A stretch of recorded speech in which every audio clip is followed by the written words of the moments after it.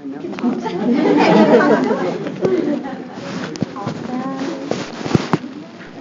right. What a great turnout, yeah? Look at it. A lot of people. Nice. Really awesome. Just going to wait for everybody else to take a seat. Right.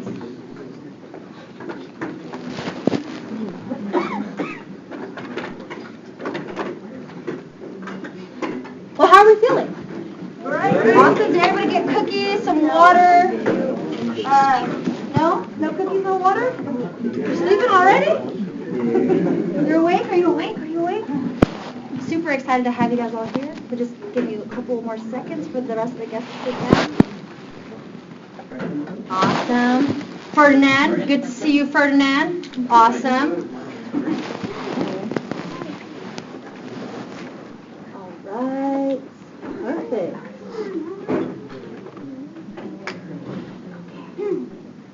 Cool. All right, so how's everybody feeling? Everybody feeling great? Great. You feel good? You feel good? Awesome. Yes? It's 7:30, 7:40, but you know, we want to keep this energy awesome. We don't want you to fall asleep because I know some of you worked all day. We want to make sure you're engaged and entertained.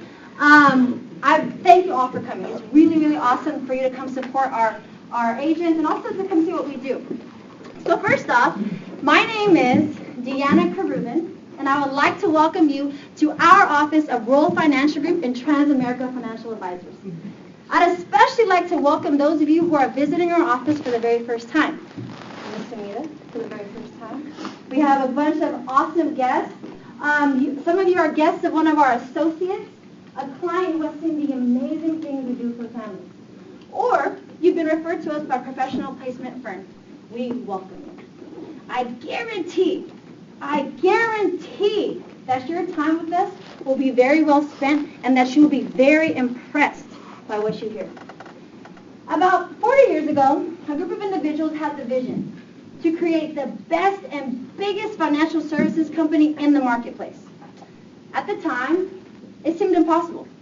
It seemed very impossible.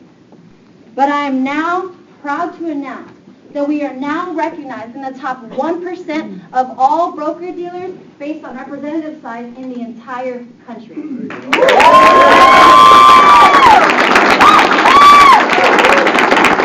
Now, I don't say that to impress you, Earl, but to impress upon you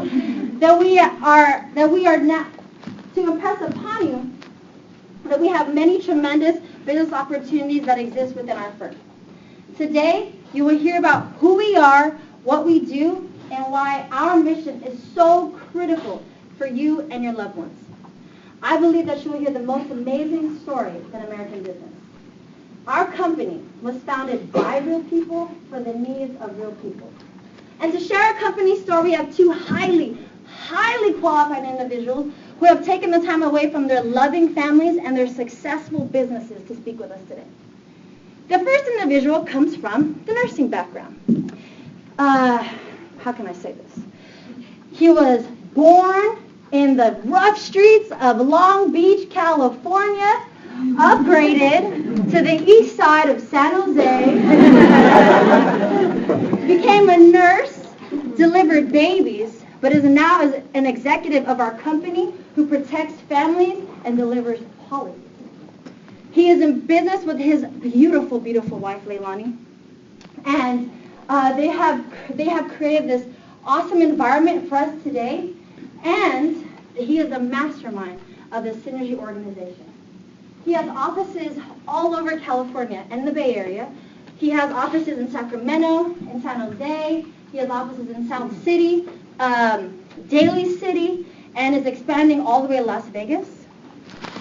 He wears a Super Bowl size ring because, well, not because he played in the NFL, but because he makes well over 6 figures. And I don't say that he makes 6 figures just to impress you, but more importantly, his ring reflects the knowledge, the love, and the empowerment that he brings to families. I'm so pumped up to introduce you to him. He is full of enthusiasm, he is full of passion, and he comes with a lot of jokes, so be ready to laugh. I would like to introduce to you our Executive Marketing Director and soon-to-be CEO, Mr. Peter Lee.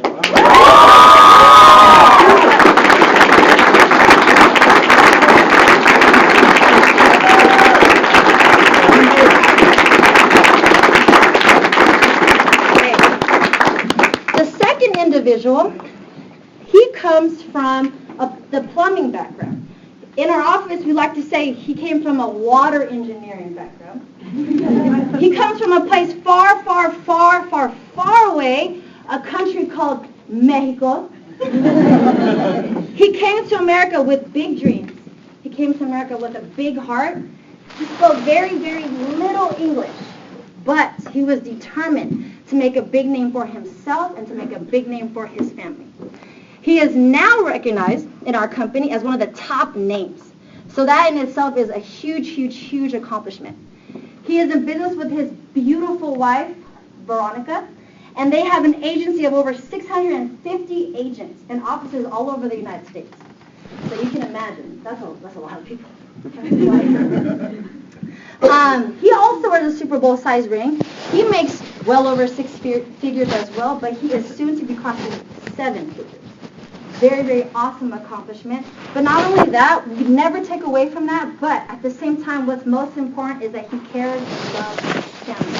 He protects them. He is the one that delivers them, delivers the policy, delivers the check, and comes in times of grief, which is a very, very honorable role to have in a family. I would like to introduce to you this amazing, incredible individual who is full of energy, just like Peter. You guys are going to be blown away. Please help me welcome our Executive Vice Chairman, Mr. Juan Jaime.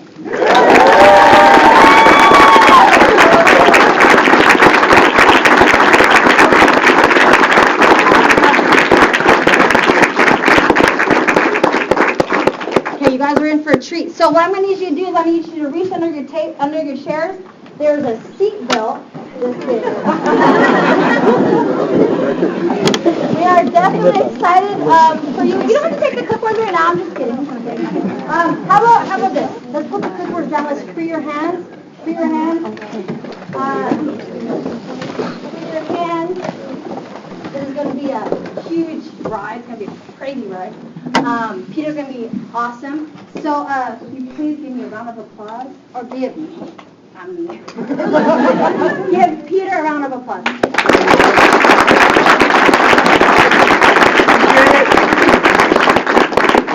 No, you put on jokes already.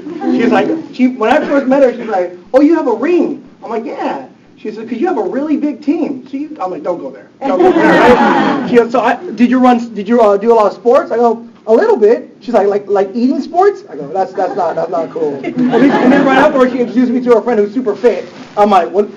Well, I do eating sports. So I said, is that what the ring's for? I'm like, no, it's for working, you know. But anyway, I just want to appreciate her, Deanna Karubin. She used to teach at Milpitas High School. Everyone, I guess, more or less refers her to as Miss Q or Coach D, right? And she's a phenomenal individual. She actually quit her job after being in our business for about a couple months, 6 months to say in total. She's full-time with our company. She's actually one of the leading ladies in the office right now. So forget me. Can you guys give her a round of applause?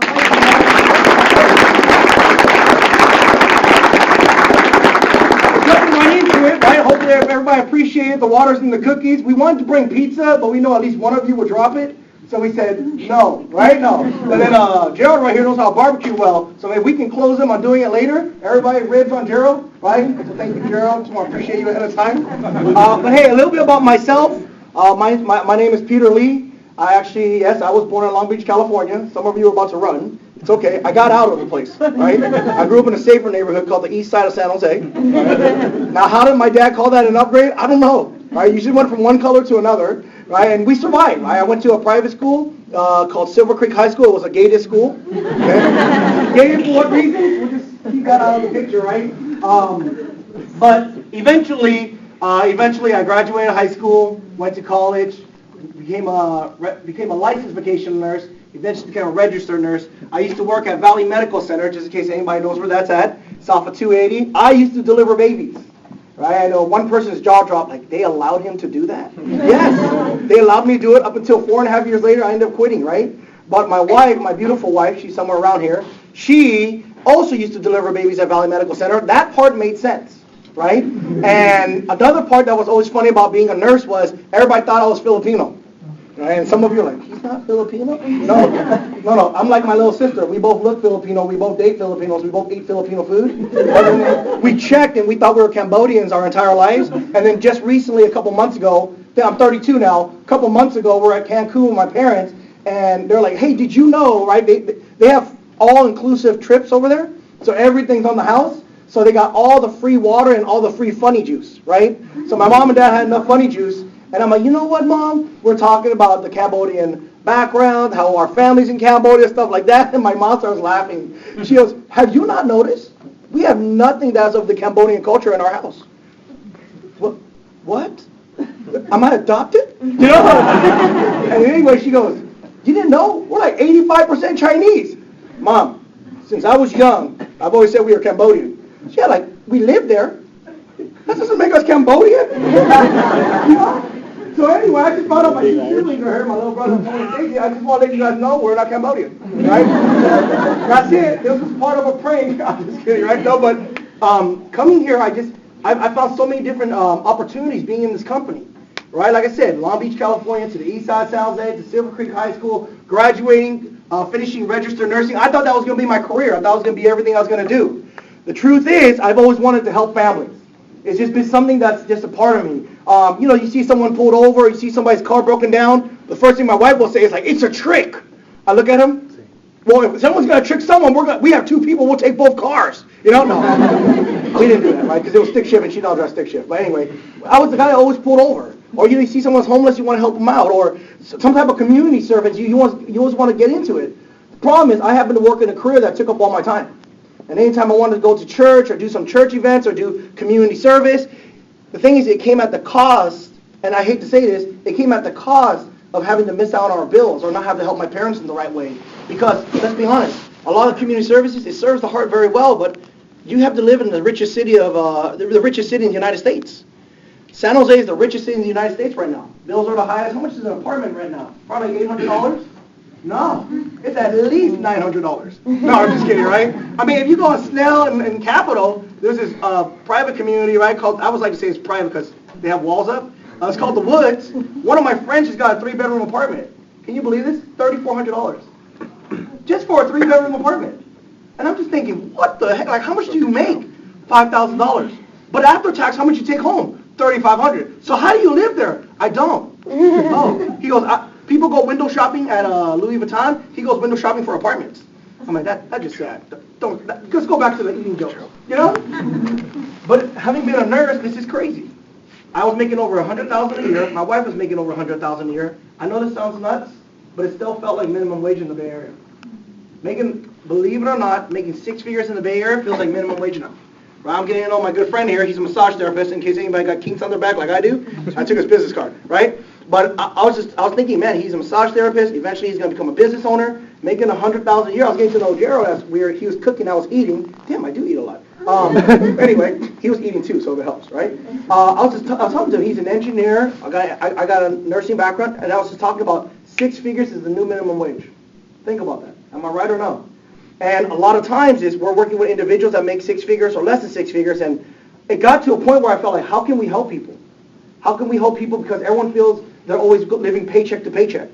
Or if someone wants to go to school, they're afraid to go to school because 1, the challenges of college, 2, the challenges of Sally Mae.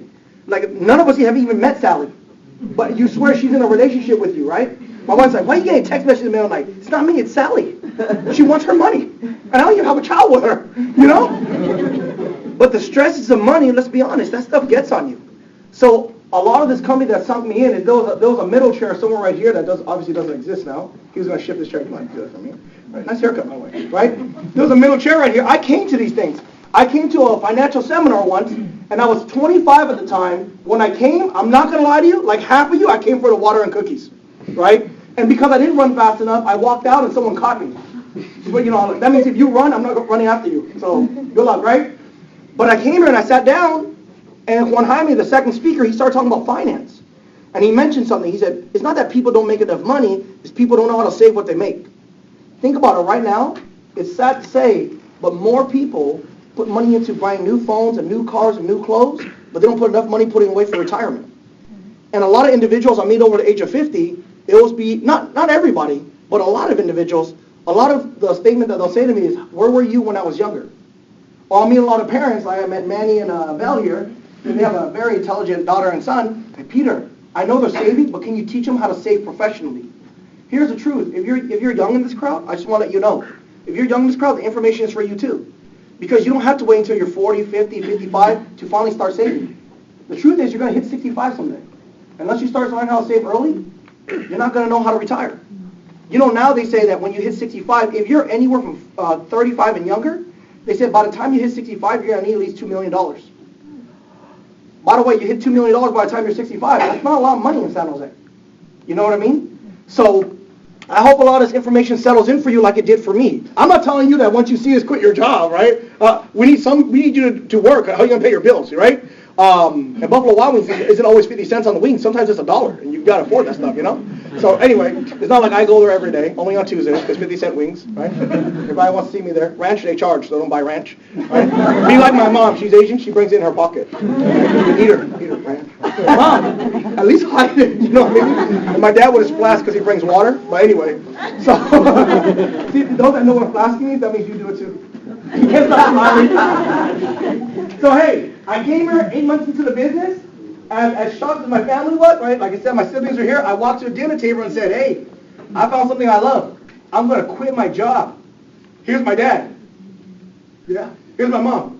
No. And see, the thing is, my mom cooked, not my dad, so I kind of went with her side. I'm like, Dad, you have no leverage. You don't cook. She cooks. Mom, how can I make you happy? Don't quit your job, and if you do, you better make millions. Okay, she goes, but check this out. I love what my dad said. Because I don't care what you do. But if you want to get rich, make sure you stay who you are, have integrity, have character, and I'll still call you my son. If you want to be broke, have integrity, have character, do the right thing for people, I'll still call you my son. So I went with that, and my mom said, hey, as long as you're rich, I'll call you my son. Mom, right? When I showed them this company, they fell in love with it.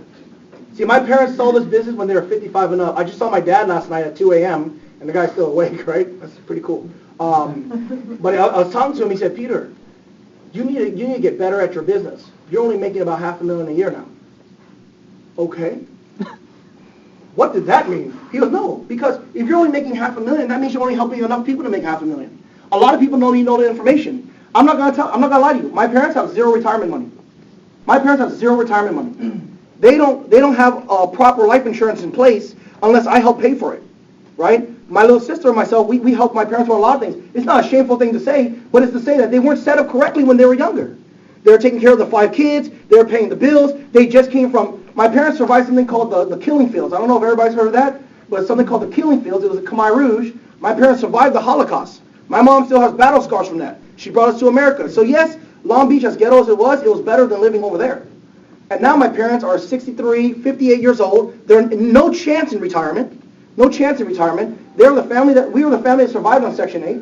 Right? We had 2 bedrooms, one with my mom, my dad, and my little sister, and then the other 4 boys that slept in the other room. And then because it was, you sleep in the blanket, out the blanket, in the blanket, and the 4th one slept in the blanket too. That was weird. But we didn't know. We figured it out. And now here's the cool thing. Now the cool thing is my parents do have a retirement account. It's me. You see, and now my parents can travel the world because it's through me. And I'll tell you right now, the truth is I've always been ambitious. I've always wanted something. When I was talking to Tiana, and we just met for the first time, I'm like, why don't you just work? You had a good job. So I always wanted to own a business. And here's the cool thing. As I go through this, you're going to fall in love with our business. It's not that you don't have an option to not to. It's just you can't avoid falling in love with something that you're going to need in the end. I'll tell you this. You're not here to buy medicine or knives. You're good. I know one of you want to buy a vacuum from me. We can talk about that, I guess, right? Because I got a broken one. Maybe you can fix it. But we're something that's not of an accessory. We're something of a necessity. You see? So I quit 8 months into the business. I'm full-time. We now have 7 offices all over the area. I'm mentored by that gentleman. And here's the greatest part. Regardless of my income, my heart will always be bigger than my wallet. That's just the bottom line, right? I know we're in the richest city, but hey, we can always be rich in character. So one thing that I wanted to start off with was this right here. A lot of people, I mean, I met a lot of you guys, we were shaking hands, we were talking like, Peter, what's your company? If you haven't heard of this company, then you must be from LA like Diego is. Diego, he came from LA just to support his cousin at this event. Man, that's awesome, brother. Thank you for that, right? I thought your name was San Diego. That's awesome. So our company is World Financial Group. Proudly said, proudly represented. We're backed up and owned by a larger company named Transamerica, right? Who's never heard of Transamerica? Don't raise your hand, right? You're in the band. It's in San Francisco, right? In San Francisco, it's the tallest building. It's the one that all the birds fly into because it stands so tall. It's the one King Kong gave up on climbing. That's why I don't climb it anymore, right? So Transamerica, they're all over the nation. There's one in Louisville, Cedar Rapids, San Francisco, Baltimore, Georgia. As you notice, I don't remember all the locations. That's why I looked at the PowerPoint to read it, right? But Transamerica is everywhere. You can watch the James Bond movies. You can watch the news. You can watch anything. They're owned by a larger company that's considered in a category called too big to fail. Think about this. The company you work for right now, if it were to shut down, would it affect the world's economy? No. The company that owns us, if it were to fail, it would affect the world's economy. There's an actual category called too big to fail. Our parent company, Aegon, that's one of them. And then it's Transamerica, then it's World Financial Group. Simply put, a lot of individuals here, you're not too sure exactly how our business works. So I can use a lot of technical terminology, or we can kind of bring it back down to my level, right? I didn't say your level, I said my level, right? So the way our company works is very simple. A lot of us have financial services through our company, right? Where you work at, you might have a life insurance, right? Where you work at, you might have a 401k, or you might get some stocks or some RSUs, or what are those things like? Now, some of us, we don't always get all the benefits from our jobs. Or you might get the benefits from your job, which then stop you from exploring to see if there are other benefits better somewhere else. Well, our business is very simple. I know a lot of people like to brag about it, put it high in the sky. Very simply said, we're just like a search engine. Have you ever heard of a search engine? No, it's brand new. No. We're just like a search engine. For example, Google. We're like Yahoo. We're like Kayak. Here's a really cool one. We're like Uber. How many cars does Uber own until today? Think about it. Uber started in 2006. Now it's 2017. They're all over the world. Billions of dollars in assets. Right? No one needs to answer it because you might get the answer wrong, and everybody remember your name, right, Ethan? Right? So just don't answer it, you know? But unless he gets it right, then that'll be pretty good, right? Because then everyone will remember your name then too. We're like Uber in the sense that we own as many products as Uber does cars. 11 years now, Uber owns 0 cars. Think about it. Uber is just a search engine. You push it to your Uber app, it connects you to somebody who owns a car, they leverage it out. Think about Expedia. Who's ever flown the Expedia airplane? I'm just kidding, someone raised their hand. All right, good thing you guys didn't see, I saw the person. So we'll look this way. She was over here, I'm like, you flew an Expedia airplane? Anyway, there's no Expedia airplane, there's no Expedia cars, there's no Expedia hotels. They leverage other people. Well, here's the thing. Our company does the exact same thing. And why is it genius? Well, it's very simple. Let's just say, for example, Ricardo needed a retirement account. Which company are you going to go to? When was the last time you saw a Prudential building that you can drive up to get a retirement account? When was the last time you saw Voya? When was the last time you saw Nationwide? Right? When was the last time you saw a company like Crump? I want to go to the Crump building to get my retirement account. You can't. The truth is, nowadays in this generation, everything's technology. Everything's about search engine. So very simply said, someone can just come up to us, say, hey, I'm 42 years old, I'm looking to put away money into a retirement account. I said, perfect. How would you like it structured? Perfect. Go home, let us use our search engine, and let us figure out which company works best for you. What would you rather do? Would you rather go to somebody that's going to force you to buy their product, or would you rather go to somebody that will just see all the products?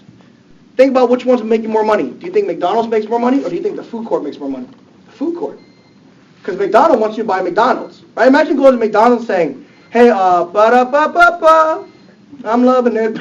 You can't do that. You can't go to Burger King and say, I want it my way. You know? But if you go to a food court, you can buy any food you want. We're like the food court of financial services. The truth is, a lot of us, we have services through our jobs. I understand that. I used to have services through my job too. You got to learn to explore. You got to learn to look out, see what's greater out there, see if there's anything better out there. When I was working as a nurse, all I had was the CalPERS pension and the 457, which was like a 401k. I never did my research to see if something was better. I met Juan Jaime and he said, Peter, you went off the first option? I go, yeah. Did you even do research on it? No. Why'd you get it? Because everyone has it. Peter, you know you're going to ride this out to 65. I said, yeah. What if it's not the one you want? I said, I don't know. Everyone has it. All the nurses have it. Peter, how many of those people did research? None? Let me show you how a search engine works. He said, do you have a retirement account? Yes. He used the search engine and found a company that worked specifically for me. My mother needed life insurance. I used the search engine to make sure she got the best life insurance at the best price. Right now, someone pays for life insurance, and because you haven't compared prices, maybe per month you're losing $70. That means per year you're losing $840. So we're looking for extra money. The truth is we have it. We're just spending too much on something that we haven't yet compared. Do you know what I mean? Moving forward, our services aren't elaborate. They're things that you've heard of, right? IRAs, annuities, mutual funds, life insurance, long-term care. They say one of every 2 Americans, by the time they hit retirement, is going to need long-term care. College funds, tax advantage plans, index plans, 401k, and much more. What on here doesn't look familiar? Everything is familiar. We didn't invent products. All we're doing is using the products that other people have, very simply said. Now this is my favorite one, okay? This is my favorite one because I come from Family A. We have a crusade, it's called No Family Left Behind. Here's the truth. When was the last time you got to sit down with a financial advisor that you felt actually cared about your finances and didn't want to have you come in, rush you out, and just make a commission on you? I'm being very blunt about it. When was the last time you sat down with a financial advisor that legitimately sat down and looked at every part of your money? If you're going through college right now, you're already getting yourself into a position of debt that a lot of people, after they get their career, they're stuck not buying a house because they're paying off their debt. I'm just trying to speak some truths, because here's the thing. Don't be so naive to how money works. Because if you don't know how money works, money's going to work you. Someday you're going to have kids. Someday you're going to buy a home. Someday you're going to want to buy a car. Someday you're going to want all that stuff, and you're going to want a vacation. Well, here's the thing. Someday you're going to end up sacrificing a lot of what you want because you're still caught having messed up in the past, which isn't necessarily your fault. So I think it's nuts that I'm going to show you this, and it's going to hit some truths down in your heart. Did you know that it's a fact that in America, most high schools teach sex ed than they do over financial education? Yet by the time you hit 18, they say, here's a credit card. How does that make any sense? Most people are buying more things than they can even afford. Have you heard the saying? Don't spend money you don't have for things you don't need to impress people who really don't care. You get that? Don't spend money you don't have to buy things you don't need for people who don't care. Truth is, I still got a 2007 Mercedes. People are like, Peter, it's 2017. I go, I'm Asian. I understand math.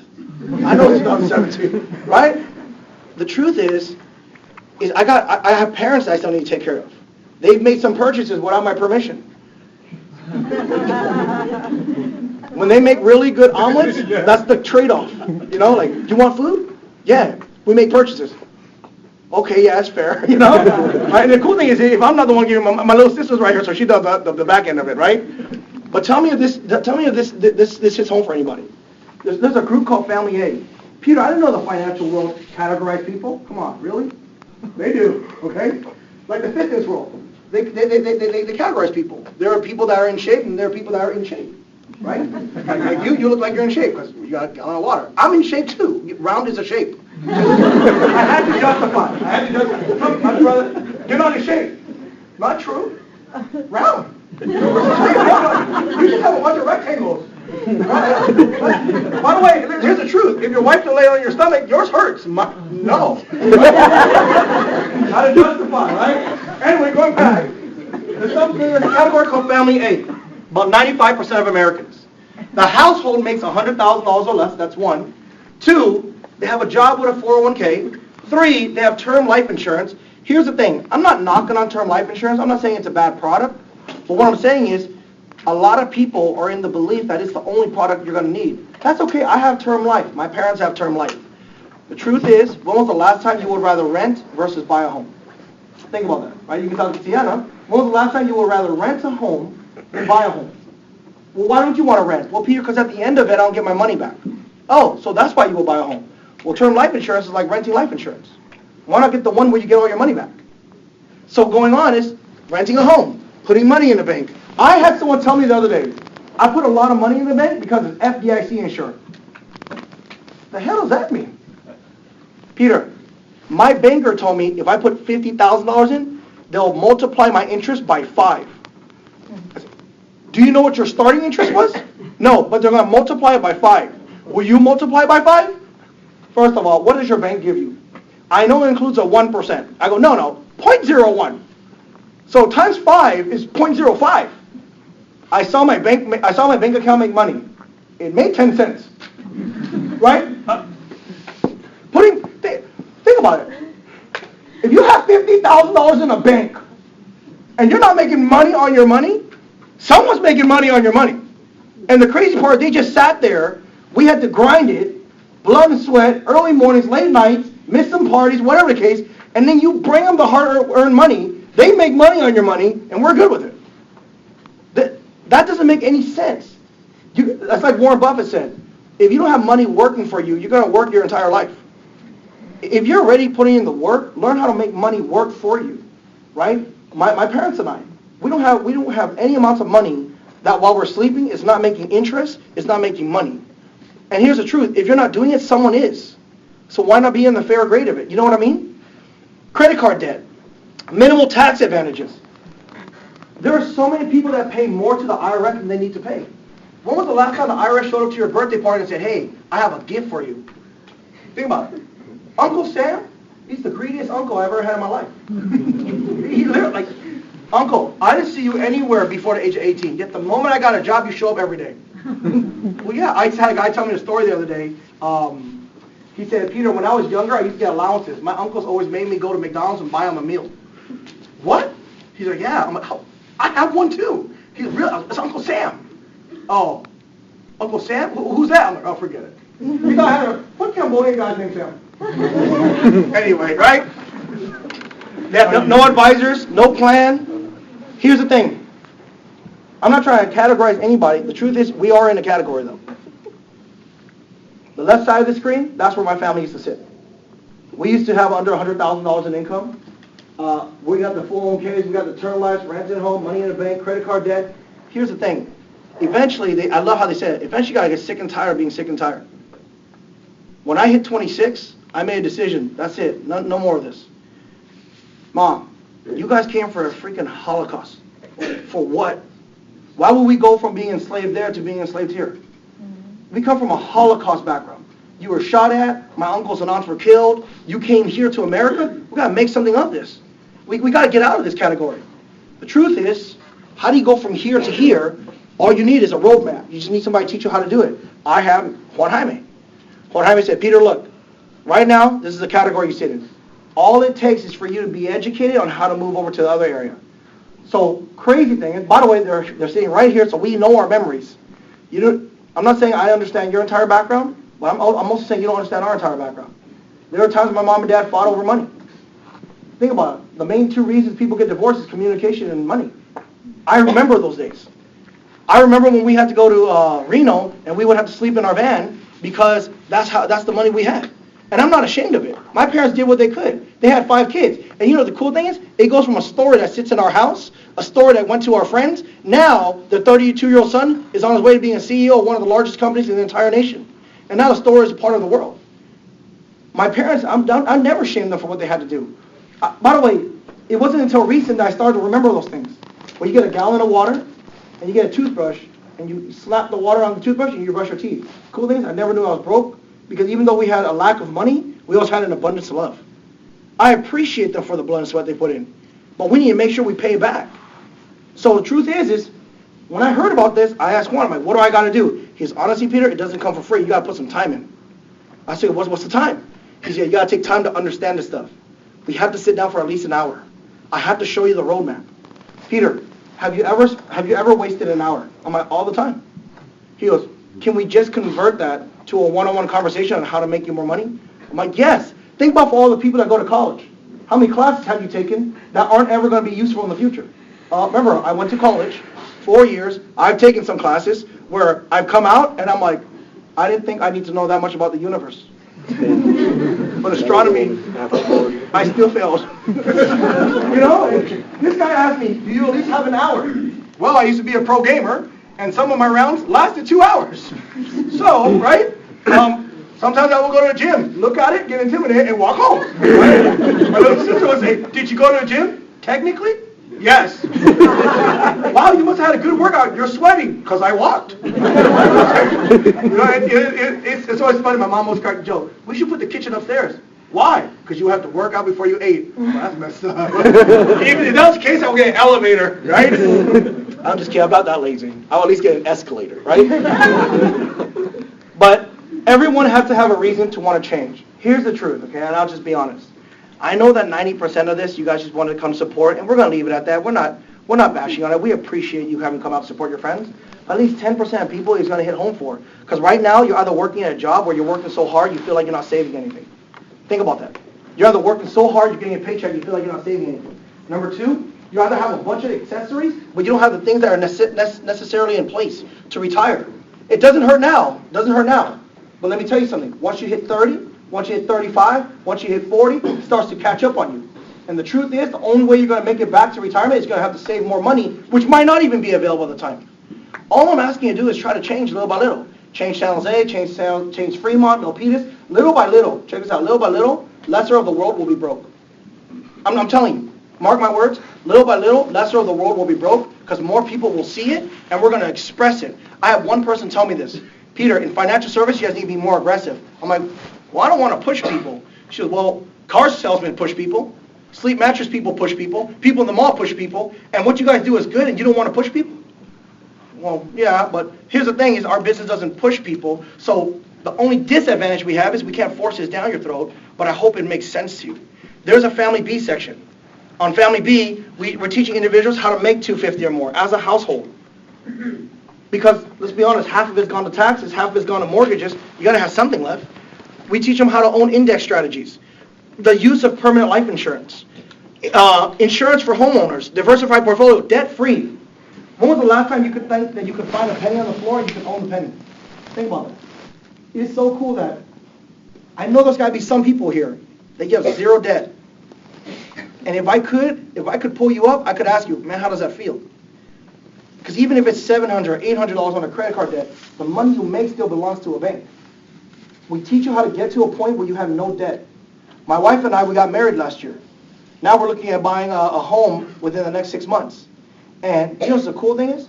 Regardless of what materials we have, regardless of the money if I had to give my parents to help them out with their properties in Cambodia, regardless of anything, I have zero debt. Think about how good that feels. Zero debt. That means all the income that comes in is purely ours. That feels amazing. Some of us, we have never felt that. And here's the cool thing. We can teach you how to do that. And it feels amazing. I can just tell you that. You don't have to worry about, oh, which credit card do I want to use? Can I consolidate? Which one has the highest interest?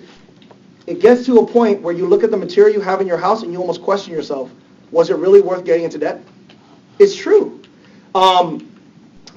Tax advantages, a financial professional, and right here, I'll go through this pretty quickly because I don't know if I sometimes geek out too much because, like I said, I'm Asian and it's what we do. We invented calculators, you know? But I don't know, some guy invented this. This is pretty cool. That's something called the Rule 72. Rule 72 is very simple, right? It's simple to explain because you lose 90% of people and you only have to talk to 10%, so it kind of gets easier, you know? Rule 72 basically talks about how you need to invest your money. Whatever number the company gives you when you invest, you divide that by 72, and that's how long it takes you to double your money. So very simply said, let's say a bank gave you 1%. Gerald, that's a pretty cool bank, right? They give you 1%. If you put $10,000 in the bank at the age of 29 at 1%, what's 1 into 72? 13. No, it's 72, right? Some of you guys didn't get it that bad. Somebody put out a phone. That's okay, right? 72 going to 1, that's 72 years. From 29 all the way to the age of 101, that's how long it'll take you to double your money. Here's the cool thing. Let's say someone next door had $10,000. They were 29. And they put it somewhere where it had 4%. Here's the crazy part. Both people have $10,000. Just one decided to plant their seed in a better soil. So at 4%, the money doubles in 18 years. So the same 10,000 becomes 20,000 when you're 47, and then 40,000 when you're 65.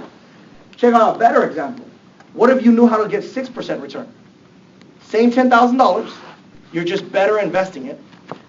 That right there doubles every 12 years. By the time you're 65, it's 80,000.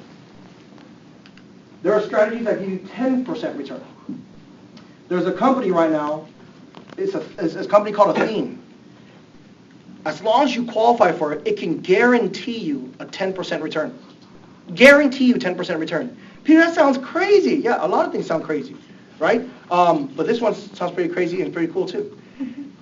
72 into 10 is what? 7.2. So think about this.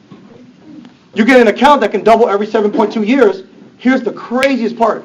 You could be the same person with the same $10,000, and you can't say you're broke or rich. All you got to do is plant it in a better soil. That's it. How come someone plants an apple seed here and an apple seed over there, and the person that planted on the cement says, Peter, I don't know why it's not growing. I put it on the cement, right? It grows dirt. How come it doesn't grow my tree? Some people are doing that with money right now. Peter, I put it in the bank. I don't know why it hasn't doubled yet. My banker was so nice. What? This account, your money will double from 29 to the age of 36 to 43 to 50, 57, 65, 72. Every year is doubling. Every year is doubling. By the time you hit 65, it's $320,000. We can't always necessarily push people to want to make more money, because maybe we're at a set amount of hours that we want to be at. That's okay. Here's the thing. What if with the same amount of money, we could teach you how to put it in a better spot to give you more money in the end? Who's allergic to money? Okay, only 2 of you. That was weird. You need to give them a massage. I think they got like a kink somewhere in the back of their brain. Right? What if we can take the same amount of money and make more of it in the future? Think about it. You don't get mad at people at Burger King when they upgrade your food to an amount of food that you don't need, and they make you pay more. You don't get mad at your car salesman for making you pay $500 to $600 a month. You don't get mad at all the other individuals that make you put more money. Why would someone get mad at me for making more money? Why would someone get mad at me for wanting them to save money? By the way, you think this is a big deal? What if you could do this for your kids, and you could use it for the kids' college account? They might not have to go into a relationship with Sally. They may actually get to go in a relationship with the person they want to go with. You know what I mean? So, last 2 things is this. This one, some of you got it, some of you didn't. This one is as easy as it gets. Why? Because I helped draw all this stuff, and I'm a bad artist, so I drew it with just single individual lines, and my wife corrected with the mouse, right? There are 3 ways you're going to grow money, and the number one is that thing you ever want to make more in your account. There's something called a fixed account, something called the variable, something called the index. If you were to put money into an account, let me ask you a question. If you were to put money into an account, would you want something that grows steadily, but doesn't really make money, doesn't ever lose money? Would you rather have something grow with the stock market, where it can make a lot of money, but guess what? It can also lose a lot of money. Or would you rather go into an account, if this was your retirement account, or would you rather go into an account where it goes up, your money makes money, and when it goes down, it doesn't lose any money? You see, in this room, obviously we're not pointing out any individuals directly, in this room we have quite a few amount of time. Why? We have seen in the past. Anytime the stock market goes up, we make money. Anytime the stock market goes down, they lose nothing. And if it came down to your retirement, let me ask you a question. How open are you to want to gamble your retirement money? How open would you want to be to gamble your retirement money? You might have it, you might not. Not really. Craziest part is, most Americans have their monies here. Why? Because the third one doesn't exist to them. Let me tell you something. You know how good it feels to know I'm 32 and someday someone's going to retire and say, Peter, when you were 32, you helped me in my retirement account. Right? I get to sit down with my good friends Bella and Manny. I get to be their advisor. Blessed with that, right? Because they're amazing people. And I drink all their wine. That's why I brought them back a bottle for the 4 I drink. Right? But anyway, we'll even it out sooner or later. There's going to be a day where they get to retire and I get to say, you know what? I was there for you. I was there with you. We become good friends. And it's just a feeling of education that I know teachers get. It's a feeling you get when you make someone feel better. You know what I mean? This is not a business that when I go to sleep, I feel bad. I go to sleep and I feel good. I wake up and I know somebody was helped. Because the truth is, so many people don't know about this index account. And let me just express myself really quick. So many people that don't make enough money don't know about that account. And the craziest thing is everybody should know about the account. There are books on it. You can read the internet about it. You can go to advisors for it. The thing that captured me the most about this business was I come from Long Beach, California, and no one ever took the time to teach that stuff. No one. No one ever took the time to teach my dad. No one ever took the time to teach my mom. Of my entire family, I was the first guy that was to be taught it. And I just thought to myself, how many more people would be better off if we were just taught the proper things about finance? Yet we're taught how to use our iPhones really well. Yet that's not going to do much for you. You're taught how to better comb your hair and put your clothes back on, but that ain't going to better you. The truth is more people need to know about money. And the craziest part is, even when we teach it, some people still think it's a joke. I come off very passionate about this because we all have a chance to stay away from being broke when we're retired. You know what some people's retirement accounts are? Walmart and Target. The goal is for people not to end up where my parents ended up. Because my parents, they did well for us, yet right now, they have 5 kids, and they have 0 retirement, they had 0 life insurance. So you imagine what it was like when my dad, he was going through his emergency phase, my mom went through her emergency phase, and we just think to ourselves, damn, we don't have $35,000 to $40,000 to pull out of nowhere. We're all working, we're all getting by. So the feeling of having financial education in our family, it changed a lot. That's why when you're here and you're going to leave later, we're not going to force you to fill out the feedback sheets. We're not going to force you to come back. But the truth is, we give this financial advice for free. So I know you came to support your friends. I know some of you were referred to us by a professional placement firm. I know some of you are clients. Here's the cool thing. If you're here to support your friend, hopefully, as much as you thought you were gifting them, you just got gifted yourself. Because go and be an engineer. Go be a psychologist. Go be a doctor. Go be a pilot. Go be anything you want. But at the same time, learn ahead of time on how you're supposed to use your money. There are so many people that I know make good money, but have no money in retirement. And there are a lot of people I know that don't make really good money, and they have a ton of money in retirement. Let me ask you a question. What does retirement look like? And are you doing what needs to be done to have retirement look like that?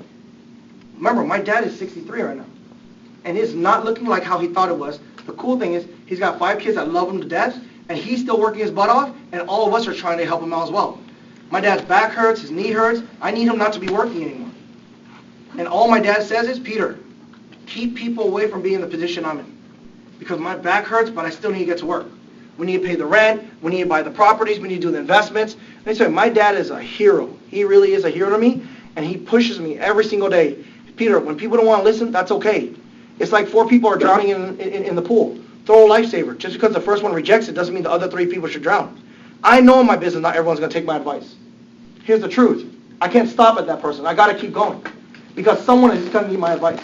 What if Juan Jaime stopped at the guy that said no? Right now, I wouldn't even know anything about my finances. Right now, I wouldn't even be insured with life insurance. Right? So, learning about these things, I hope something hit home for somebody. You don't need to go to the bank for everything. You don't need to gamble all your money. There are accounts out there that can guarantee all your investments, and moving forward, you'll have something in retirement. You know what I mean? Here's another. This one blew my mind away. Let me double check. That's the last one I'm done with. So I'll just kind of give you guys a heads up. This one blew my mind away. How many people saw on the news when Trump said this? My assistants pay more in taxes than I do. I don't know if anybody heard that. When he said, my assistants pay more in taxes percentage-wise than I do. No one caught that? Think about it. How the heck are his assistants paying more in taxes than he is when the guy's a billionaire? Because he knows strategies. So, anybody that, don't go and get analysis paralysis, right? You're stuck on Google. What happened to your life? I just kept reading. And just don't do that, because I do that sometimes, right? There are 3 ways to get taxed. Here's the last thing I'm going to show you, and then I'm going to bring up a good friend of mine, and here's the cool thing, we're almost done, right? So there's more cookies on the way out. I'm just kidding. Save one for me, though, right? Save one for me. My wife said, no cookies until we're done. Can I hide one? Whatever it is, right? So I'm all sad now, yeah. All right? So think about other stuff. Ramen noodle, right? Buy 2 eggs. 3 strategies to taxes. So 1, you saw how money works. Second thing is, after you grow it, can you keep it? Tax now, tax later, tax advantage. Let me explain in a very simple sense. When you have something called a tax now account, that's like getting paid. That's like paying your taxes up front, putting it into your bank account, and then investing afterwards. I'll say it again. Tax now stands for getting paid by your employer, having paid the taxes already, depositing your money into a bank account, and then investing. Tax now represents people that invest money that's already been taxed, and then get the money back taxed again. How does that make any sense? Think about it. Peter, I work at Cisco, I got paid $5,000. Okay, they took $1,500, so I got $3,500. Okay, I paid my taxes. All right, I went and bought some stocks. Okay, I made money. Good. I paid taxes again. Huh? Say that again. No, Peter, you don't get it. Okay, I don't get it. When my employer paid me, I pay tax. When I invested and made money, I pay tax. You got double taxed. You never caught that? You got double taxed. You ever think this is funny? You get paid, you pay tax. You want to go buy something, you have to pay taxes. Why am I paying tax? I just paid my tax. Think about it. Avoid every way possible to avoid double tax. Okay, now watch this. You go to the next one, and you have something called tax later. This is in Deanna's words, they're scheming. You know, and in the professional world, I'm not saying Deanna isn't. In the professional world, they're strategizing, right? Deanna ran out. She just hid right now. I'm just kidding, right? But Deanna's friends are here. They support her. Goodness, right? I told you she was crazy. Did you see her on stage? She still did that. I said, Deanna, you got to calm yourself. No. All right, you do what you want. You can't stop her. Tax later is a category that talks about this, right? This is so brilliant on their end. They'll say something like, what was your name again? Hernan, okay? I'll say, no do? Okay, no, Hernan, okay. Parents didn't want to finish the last two letters. That's okay. Right? So, no, I'm just kidding. So, my last name's Lee. So that's it, dude. Right? So that's why when she gets married to her boyfriend, she has a better last name. My wife had to take Lee. So that's it, right? My wife's name is now L&L. So and we eat L&L. And she's Filipino. She looks Hawaiian. She's as confused and looking like I do. Okay? I'm a Filipino-looking Cambodian who found out he's Chinese. That's nuts. And I speak Spanish. I'm just kidding. Like, that guy's very talented. No. Right? Why does that company pay him so well? I don't know either, right? But tax later talks about a category where they tell you this, right? Get with this, all right? Hey, you want to put money to a 401k? Yeah, tell me the advantages. All right. You don't have to pay taxes up front. Oh, yeah, you don't pay taxes up front. Okay, so you put money in, you don't pay tax. And then they put you in a variable account to gamble your money. And anytime you lose it, they have a famous line. Don't worry about it. It'll work itself out. And all your friends have it. Oh, okay. Well, in that case, that makes educational sense. I'm not kidding you.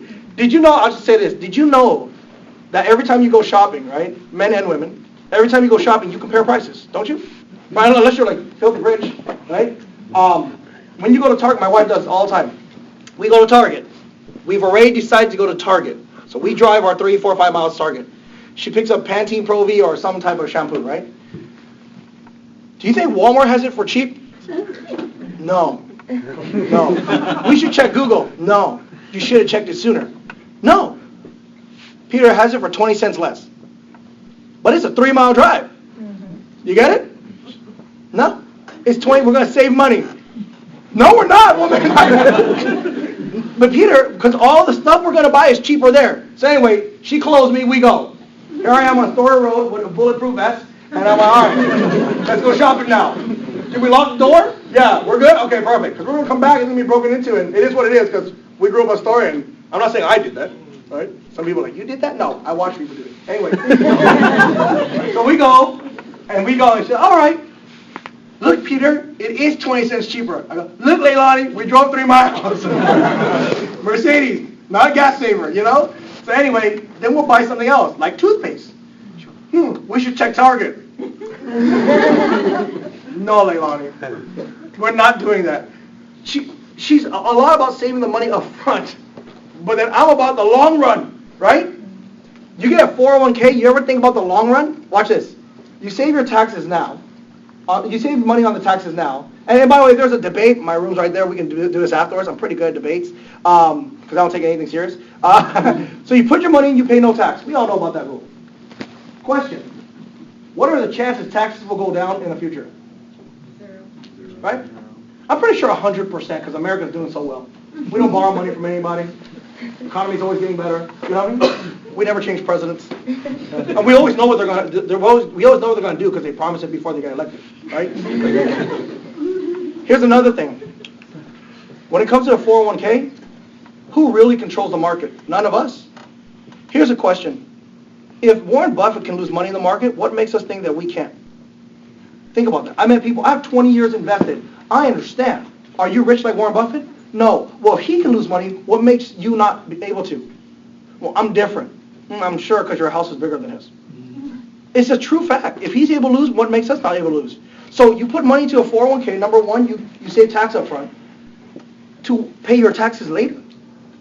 Well, Peter, someone told me it will go down. When the heck does that happen? Well, I'm going to make less money in the future. So the economy's going to get richer, but you want to make less. Yeah. How did that make any sense? Burgers didn't go down. Right? I don't think the cheeseburger's ever going to go back to 20 cents. Possibly. No. And by the way, the burgers at McDonald's, they don't get better either. Right? I had his burgers. They were good. Who thinks McDonald's makes the best burgers? Right? Some of us, Peter, when we have a potluck, we have a barbecue, I just buy a bunch of McChickens. Someone actually bought some Wendy's. Two, right? But the tax later strategy is so nuts. Check this out. If you put money in and you pay no tax up front, and then you take it out later, don't you have to pay taxes on the money you put in before? Also, you do pay taxes on it. And don't you also end up paying taxes on your gains? So you do pay double tax. So you pay tax at one point in your life, but you still pay double tax. So check out this third strategy. It's called tax advantage. Peter, do you favor these accounts because this is all you guys do? No. We do everything. But the truth is, eventually you got to step out of this box and you got to accept. That dude on stage has these accounts, why can't I have them? That third strategy is crazy. Watch this. What if you can pay your tax up front? Right? Cisco pays you, whatever. Google pays you, Yahoo, somebody pays you. They take taxes out front. Think about how crazy this is. You get your money, you put it in your bank. You invest from there. Just like over here. Right? You invest your money after you pay taxes. How would you like to get back all the money you make tax-free? It's something called a Roth IRA, something called muni bonds, something called alert executive bonus plans. There are strategies out there where when we all retire, we don't have to worry about taxes. Think about this, regardless of what age you're at right now. What if you can go from now until retirement never having to need to track taxes? Because we already paid it up front. So the third one has a ridiculous strategy, and I'll sum it up. If you're getting the index account, how much do you have to worry about the stock market crashing on you? Zero. If you get the tax advantage account, how much do you have to worry about taxes changing on you? Zero. Think about this, and I'll ask this last question.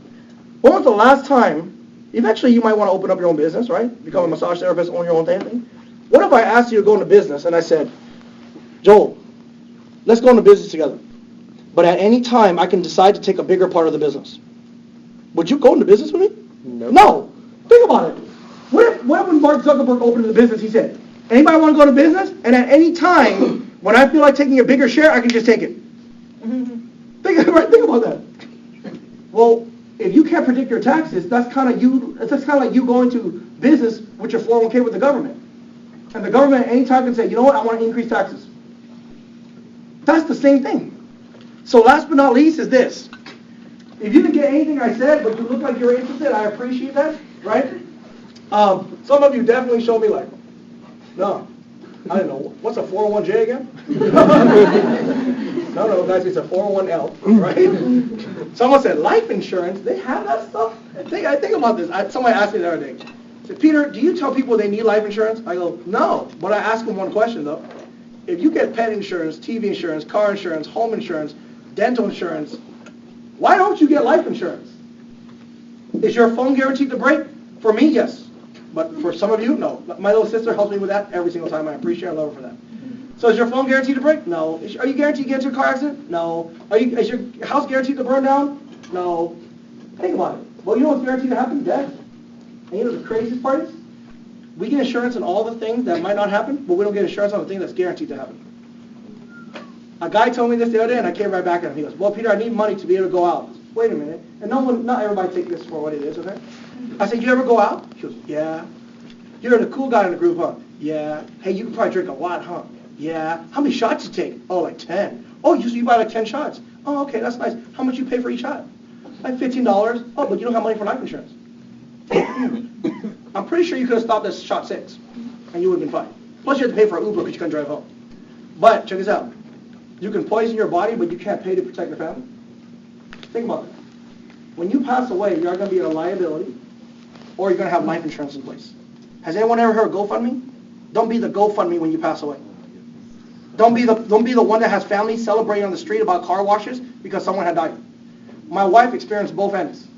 One of her grandfathers passed away with life insurance. They flew everybody to Hawaii.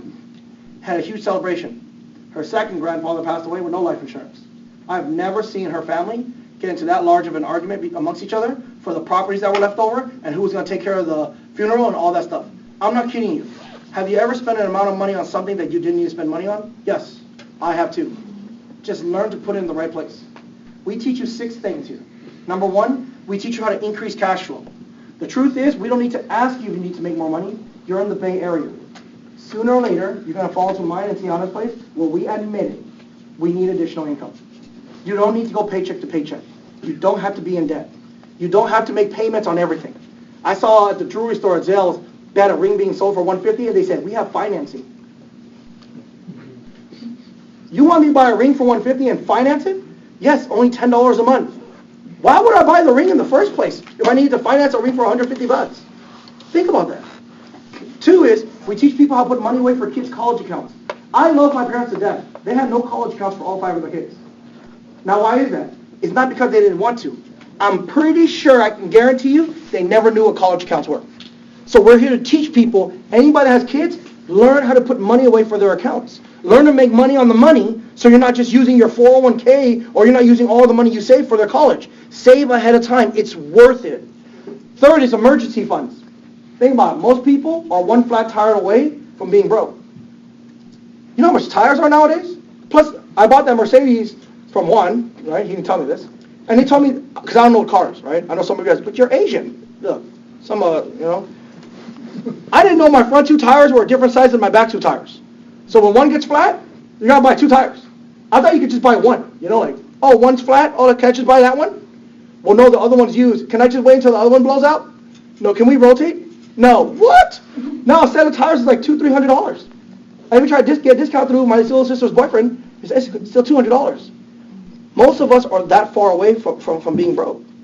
We got to make sure we teach ourselves how to have emergency funds. You want to purchase an account? Purchase a larger checking account. Purchase a larger savings account. We don't got to get the new phone every time it comes out. We just got to be more disciplined in it. 4th is proper protection. Here's the thing. What if we can get to a point where all of America can just have life insurance?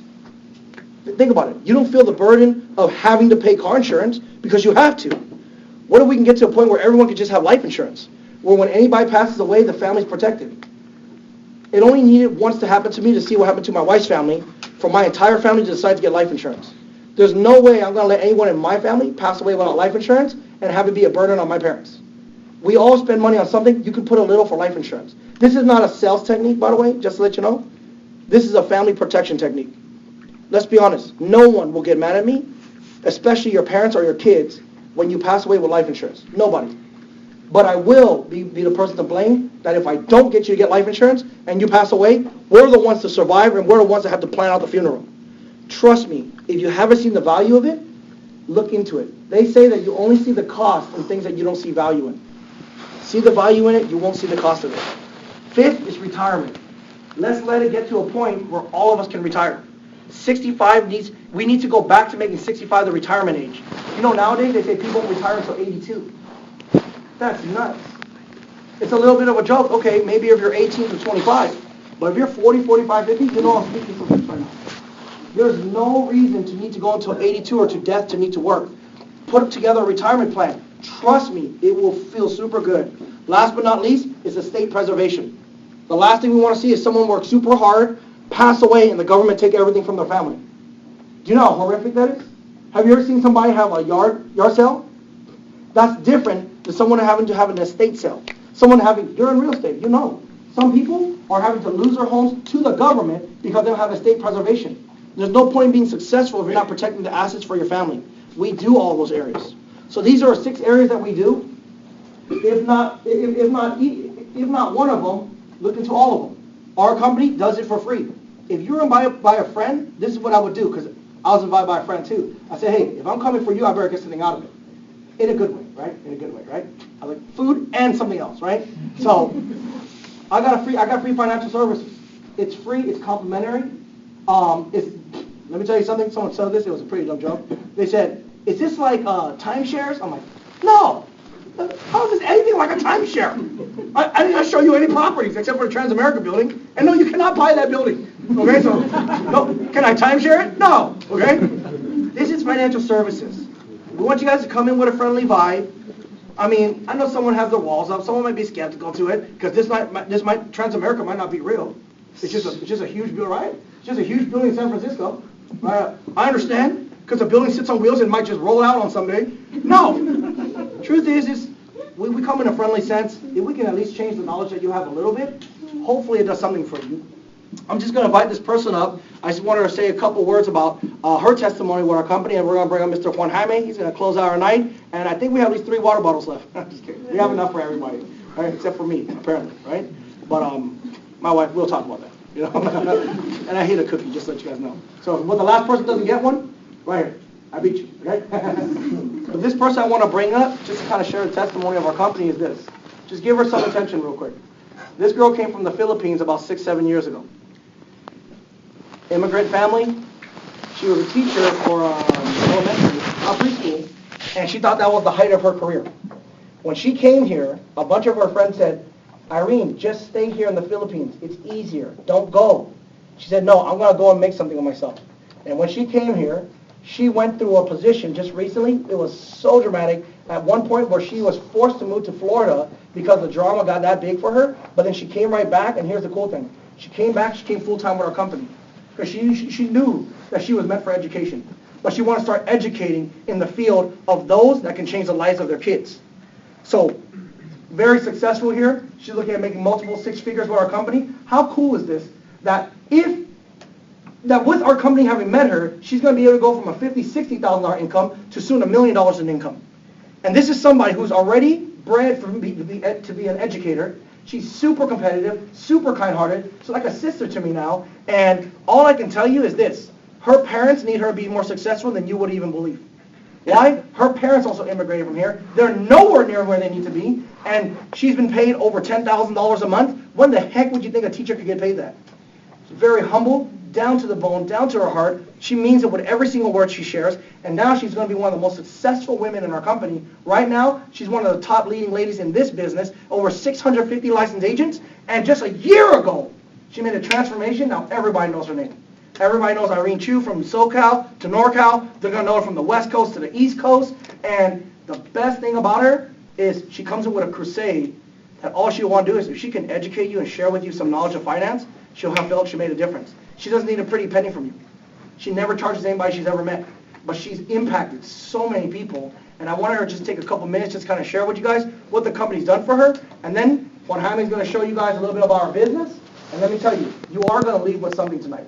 Not necessarily a product or a service, but you're going to leave having at least thanked your friend. Like, you know what? I appreciate you for having invited me because I never took the time to learn about finances. And because of that seminar, I did. And I got a free cookie. Right? You're welcome. Please help me welcome up Miss Irene Chu.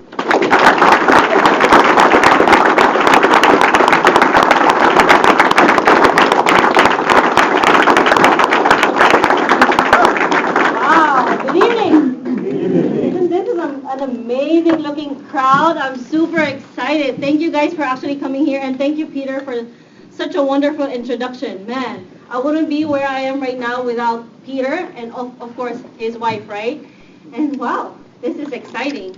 So let me introduce myself. My name is Irene Chu. I came from the beautiful islands of the Philippines yesterday. Just kidding. Actually, 6 years ago. That was actually in 2011. So if you can actually hear my accent, so pardon me, right? I'm pretty sure you will understand it, right? So what I did was, all my life I've always wanted to live that American dream. My parents actually sold me the American dream when I was young. So I went to school and actually graduated with 2 bachelor's degrees. Coming from, that background, and I came here, I was like, man, I'm ready to find that golden opportunity that the United States will actually give me. But I felt lost in competition. Why? English was my second language, plus I didn't have any work experience, and at the same time, I didn't know how to drive, I didn't have a car. Actually, I'm proud of myself. I started to drive this year, right? Isn't that awesome? But, thank you. But it was that fear that I actually had to overcome. But you know what I told myself? It was really a rough start for me and my family when we first started over here. I started with a $10 per hour job, and my dad started with that same pay rate.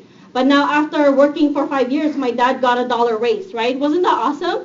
That's what they sold, like the American dream. But really, when I look at my dad, I'm like, is this really the American dream that you guys sold me? Because I feel like it was starting to look like an American nightmare. So let me ask you guys a question. Who here came from a different country? If you want to raise your hand a little bit. Okay, cool.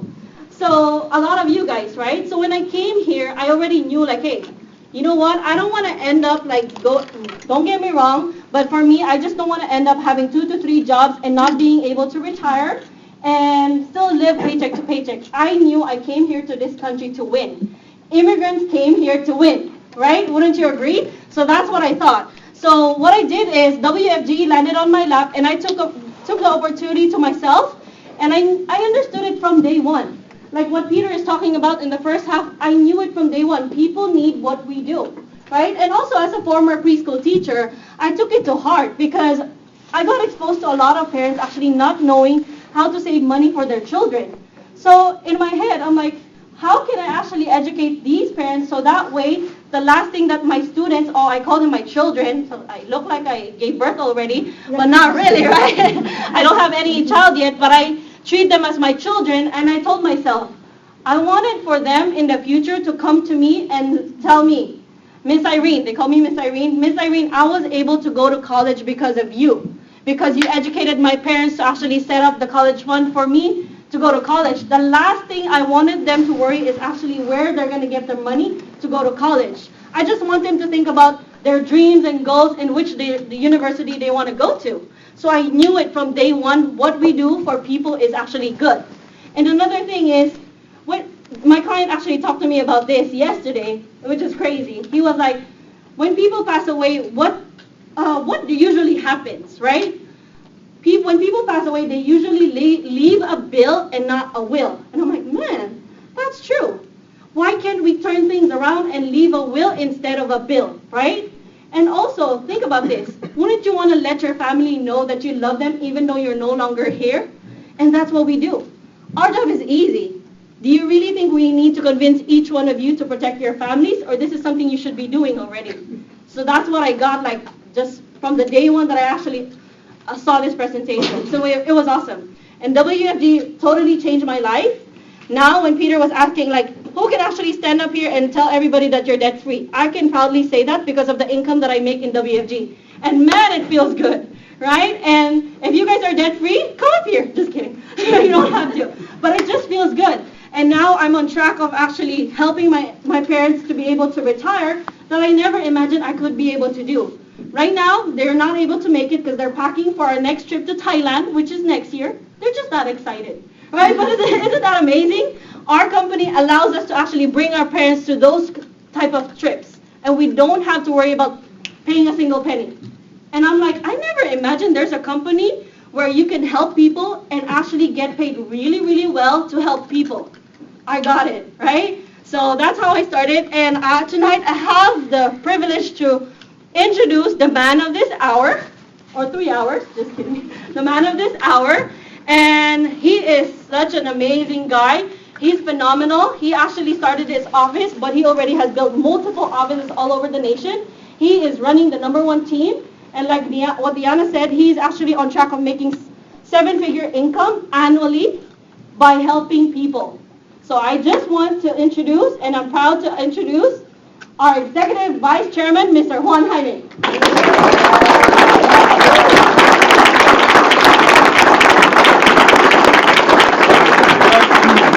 How's everybody doing? Good? Great. I know the cookies were good. I know you guys were after it. And I know we all mentioned cookies, right? But thank you for the introduction, by the way. And man, I'm just so proud of Peter. I remember I'm sitting with Peter on the back, and I met Peter 6 years ago.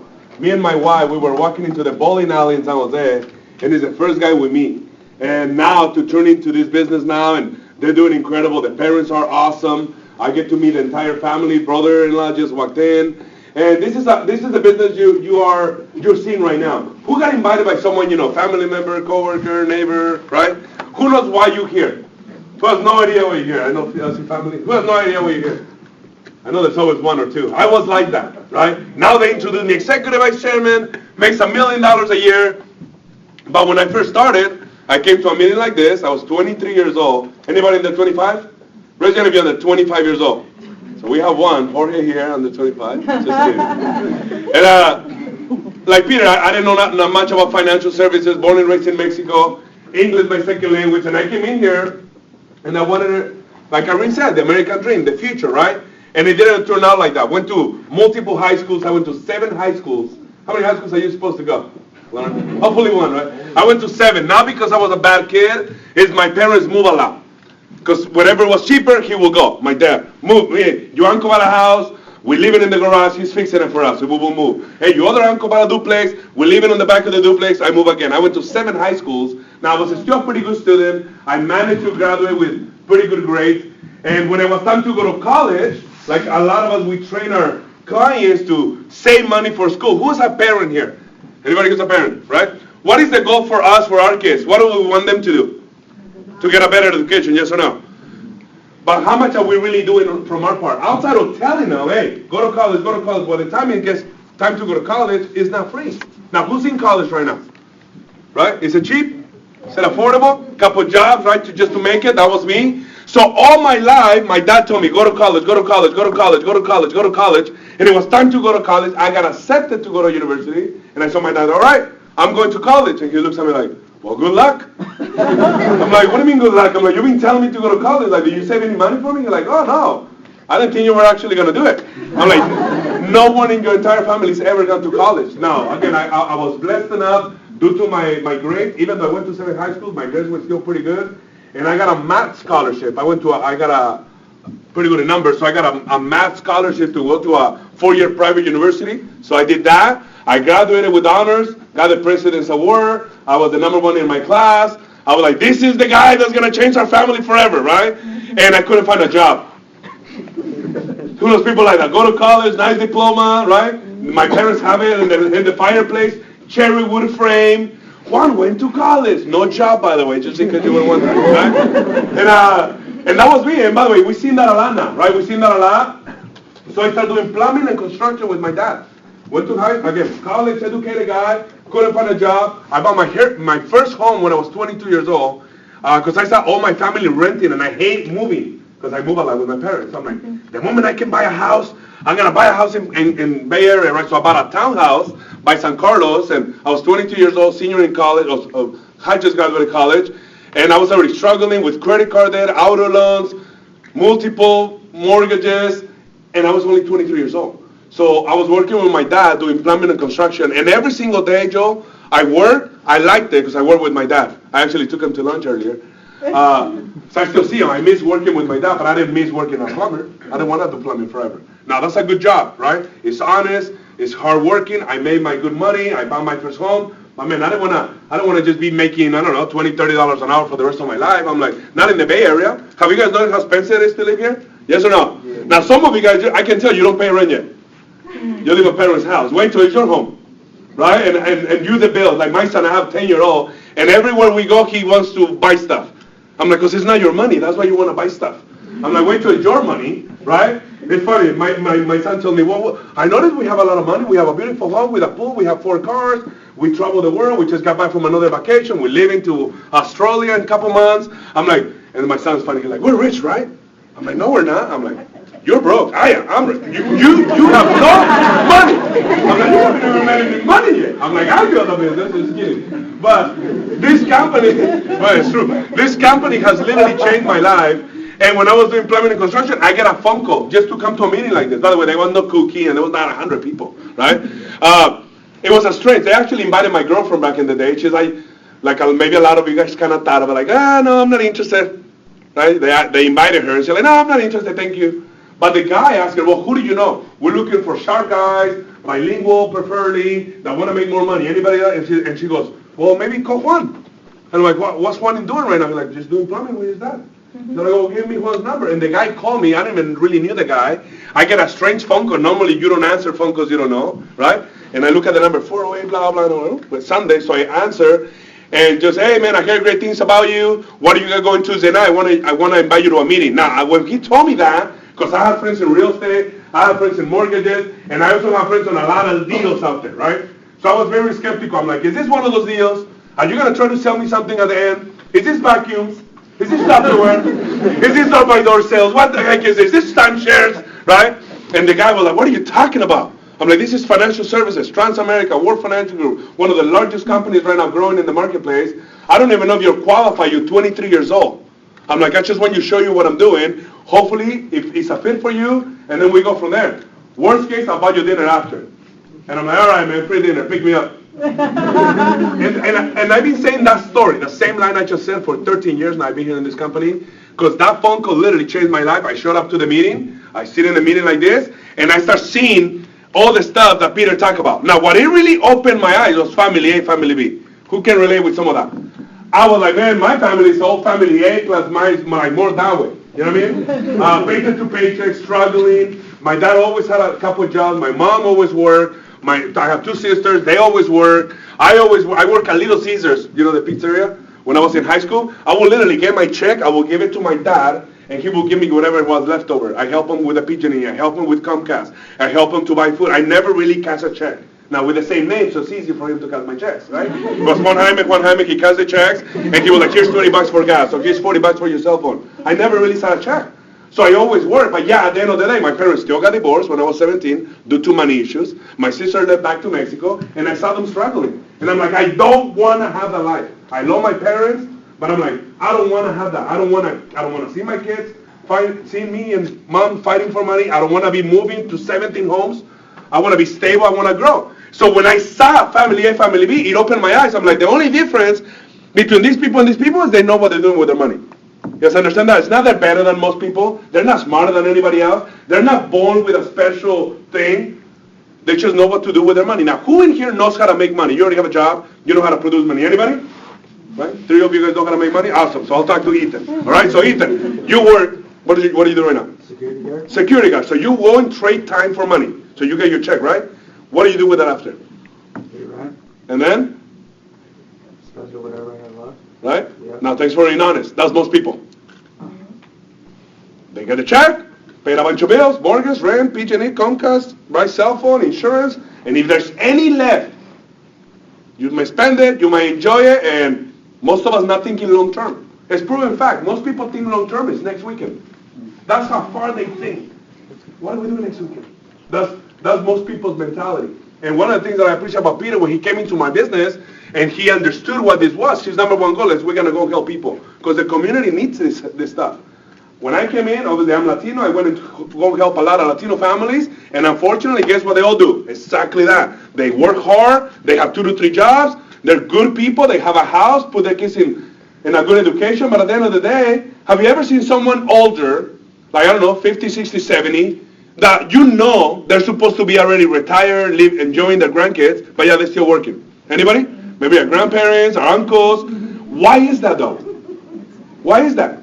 You think they want that? You think that 73-year-old lady wakes up and like, I cannot wait till I go to Walmart and check receipts. Right? It's sad, but it's right. I live in Morgan Hill. I went to, the other day, my wife was like, stop, get milk. I'm like, it's like 1 in the morning. I'm like, well, Walmart's open. Right? It's 24 hours. So I go, no joke, I go at 1 in the morning, buy a milk, and I'm walking out, there's a lady there. Literally, 72 years old, checking my receipt when I walk up. And I'm in the business, so I kind of was curious. I'm like, excuse me, miss, if you don't mind me asking, how long you been doing this? She's like, 4 years, honey. And I'm like, how you like it? And she's like, well, I don't like it. I'm like, so why do you do it? And she's like, because I have to. My husband passed away 4 years ago. What they give me for my husband's pension doesn't even cover half of my rent. I still have to eat. Social Security is $450 every 2 weeks. I'm like, if I don't have this little part-time job, I don't make it through the end of the month. Now, you think she planned that? You think that was her dream when she was little? Stephanie, what do you want to do when you grow up? Work at Walmart. It's on 78. No, right? And I'm not making fun of that. But what's the problem?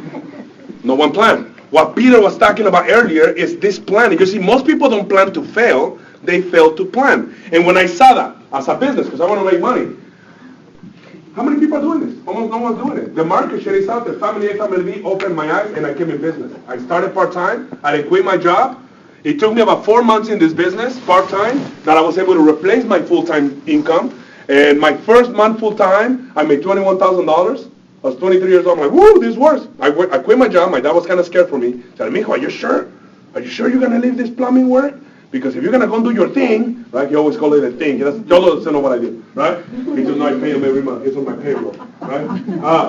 He's like, the thing you got to do is, because you have a mortgage and your wife, and why, are you guys okay with that? And I'm like, yeah, Dad, I mean, look, I'm making $4,000 or $5,000 a month, and I work 10 hours a week. I'm like, imagine if I go full time. And as a parent, my dad was like, well, mijo, try it out. If it doesn't work, you can always come back, right?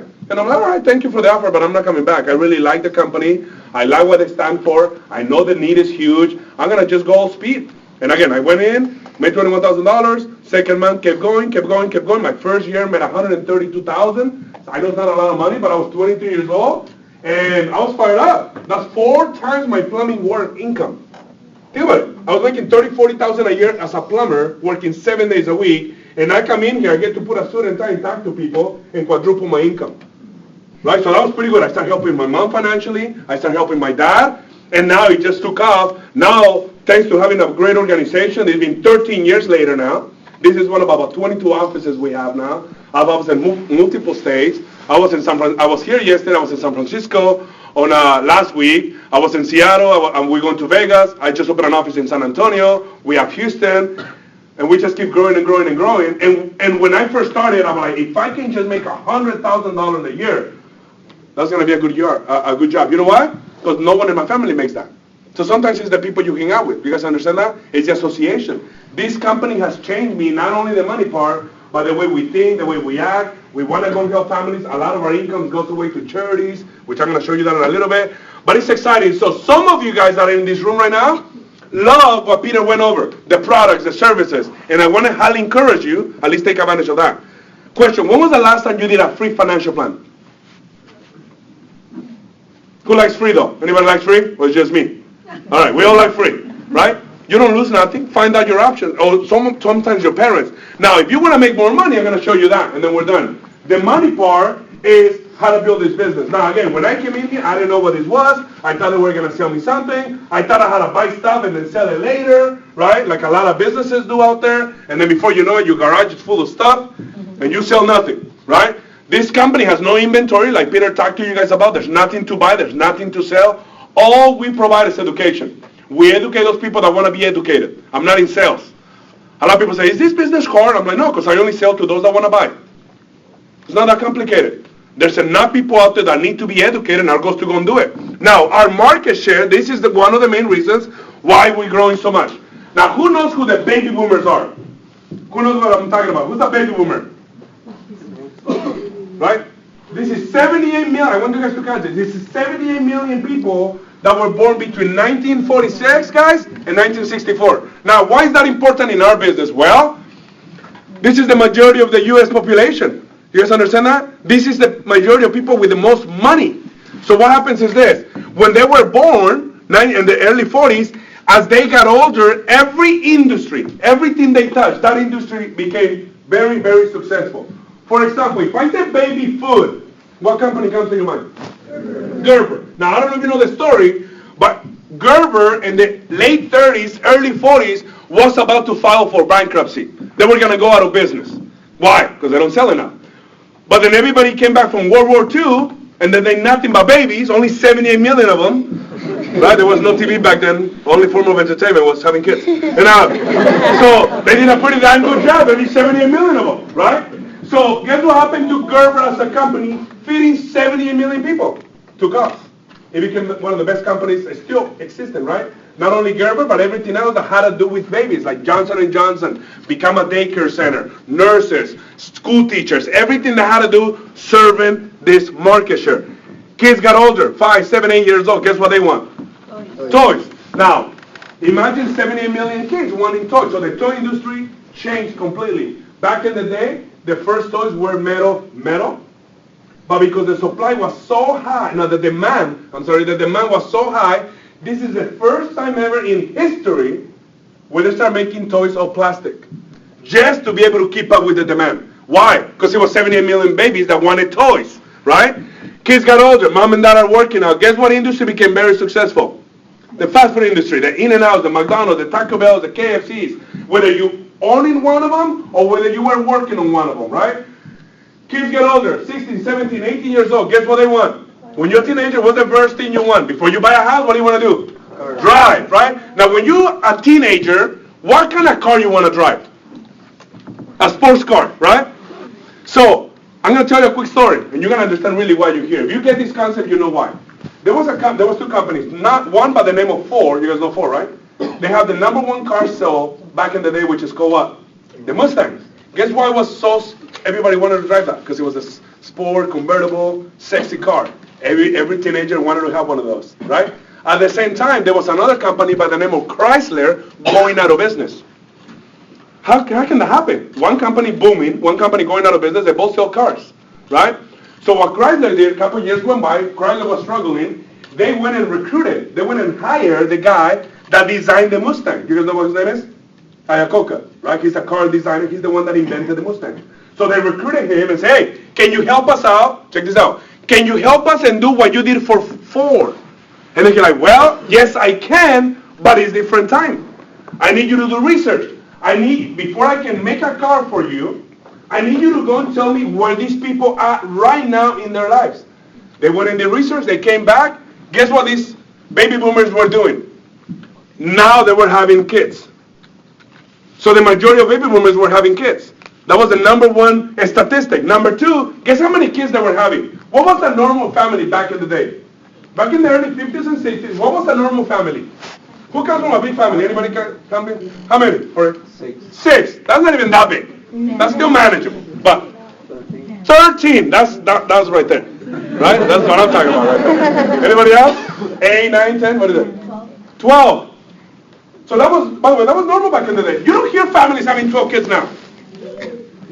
Think about it, you don't. Right? You don't hear it. You see a family with 12 kids, they'll make a TV show for them. Right? Like, oh my God, how do you do a TLC show? Right? They don't do that anymore. Back in the day, it was normal. I want you guys to catch this out. So then this guy, he's like, all right, you telling me the biggest market share in America is having kids, number one. Number two, by the way, the average was 6 kids. That was the average. So he was like, all right, most of the people having kids, and most of them are having 6 kids. Boom! He invented a minivan. And Chrysler took off to become the number one company because he was serving the baby boomer generation. Now, question, was it the minivan that made the difference or the need of it? The need, right? Gotta move on. You get a teenager, what's the American dream? To own land. So guess what happened to the real estate industry in the early 80s? Boom! Everybody was buying homes, everybody was building them. This is when the Orchard Supplies, Home Depots. My dad came to the United States. I was 2 years old the first time he came. That was 1984. He came to the United States. The day he landed, the next day he was working in construction. That's how much work there was. I mean, there was work everywhere, right? A lot of immigrants came in. They were building them, selling them, manufacturing them. That was when companies like Prudential, Century 21, all those big companies became in existence because it was the need of it. You guys get it? So everything they touch, as these people get older, because it's the majority of people in America, by the way, they have all the money too, that industry becomes very successful. Where do you think those people are right now? If you want to do research and you're like, I want to start a business. I want to start a business just like Gerber, just like Mattel, just like In-N-Out and McDonald's, just like Chrysler and Ford, just like Century 21 and Prudential. I want to start a business. I want to be able to tap into this market share. What business should I be in? Well, do research like Chrysler. Guess where these people are right now? Guess where these people are right now as we speak? Where they at, you think? There's what? There's retirement. Every 9 seconds, somebody's turning 59 and a half years old, which means now they're eligible to move money around with no penalty by the state. But what's the problem? Who's helping these people? Ready? Here comes the biggest statistic. Most of these people are family A's. This is mom, dad, cousin, uncle, people you and I see every day while you commute. Who's helping them? That's why you see people like Peter, like Irene, and a lot of we call them superstars, right? A lot of successful people, even us, right? A lot of people say, Juan, you're only 35 years old, you just turned 35, you're killing it, man, you're pretty much financially independent. Why is that? I came at the right time, with the right company, and right now, believe it or not, it's actually even better and easier to be in the industry, because this is bigger now. Everybody needs our help, no one's doing it. We target in Middle America, and like Peter said, we provide free financial education. We're not selling anything. Our goal is to get you from point A to point B, and if I do that, I make money. But the company pays me for doing it. You don't. So that's how I side. So imagine the market. Let me tell you what the problem is. Ready? The problem, we don't have enough agents. That's a problem. We don't have enough agents licensed to be able to do what we do right now. And the few people that are catching this wave, they're becoming very successful, right? It's the money. By the way, I'm going to show you how you can start this on a part-time basis. We all, like Peter says, this is not just me and Peter Dio here in San Jose. We have offices everywhere on every state. We're the #1 broker-dealer in Canada. We have offices all over Hawaii, Puerto Rico, and right now the company is planning to expanding to India, and we're going to grow. The goal is, how many offices are we going to have? There's enough people out there, and people need our help. Now, let me give you an example of how we get paid. Anybody interested in knowing how we get paid? All right, so all sounds good, Peter. All sounds good, Juan. How do you guys get paid here? Well, let me give you an example. Let's just say you were to qualify to work with us. There's a background check, there's a license. You have to get licensed with the state of California. This is not one of those joining deals. You have to get licensed, you have to get certified, just like CPAs do, like realtors do, like nurses do. There's a license. Now here comes the good news. 75 questions, multiple choice. We'll give you exactly what to study. It's not that complicated. If I can pass, you can pass. Okay? And I really mean it, because you need a story. You'll learn it later. But if I can pass, you can pass. Okay? It's not that complicated. Let's just say you come in now, you have your job. Who has a job? What's a career right now? You're already doing something.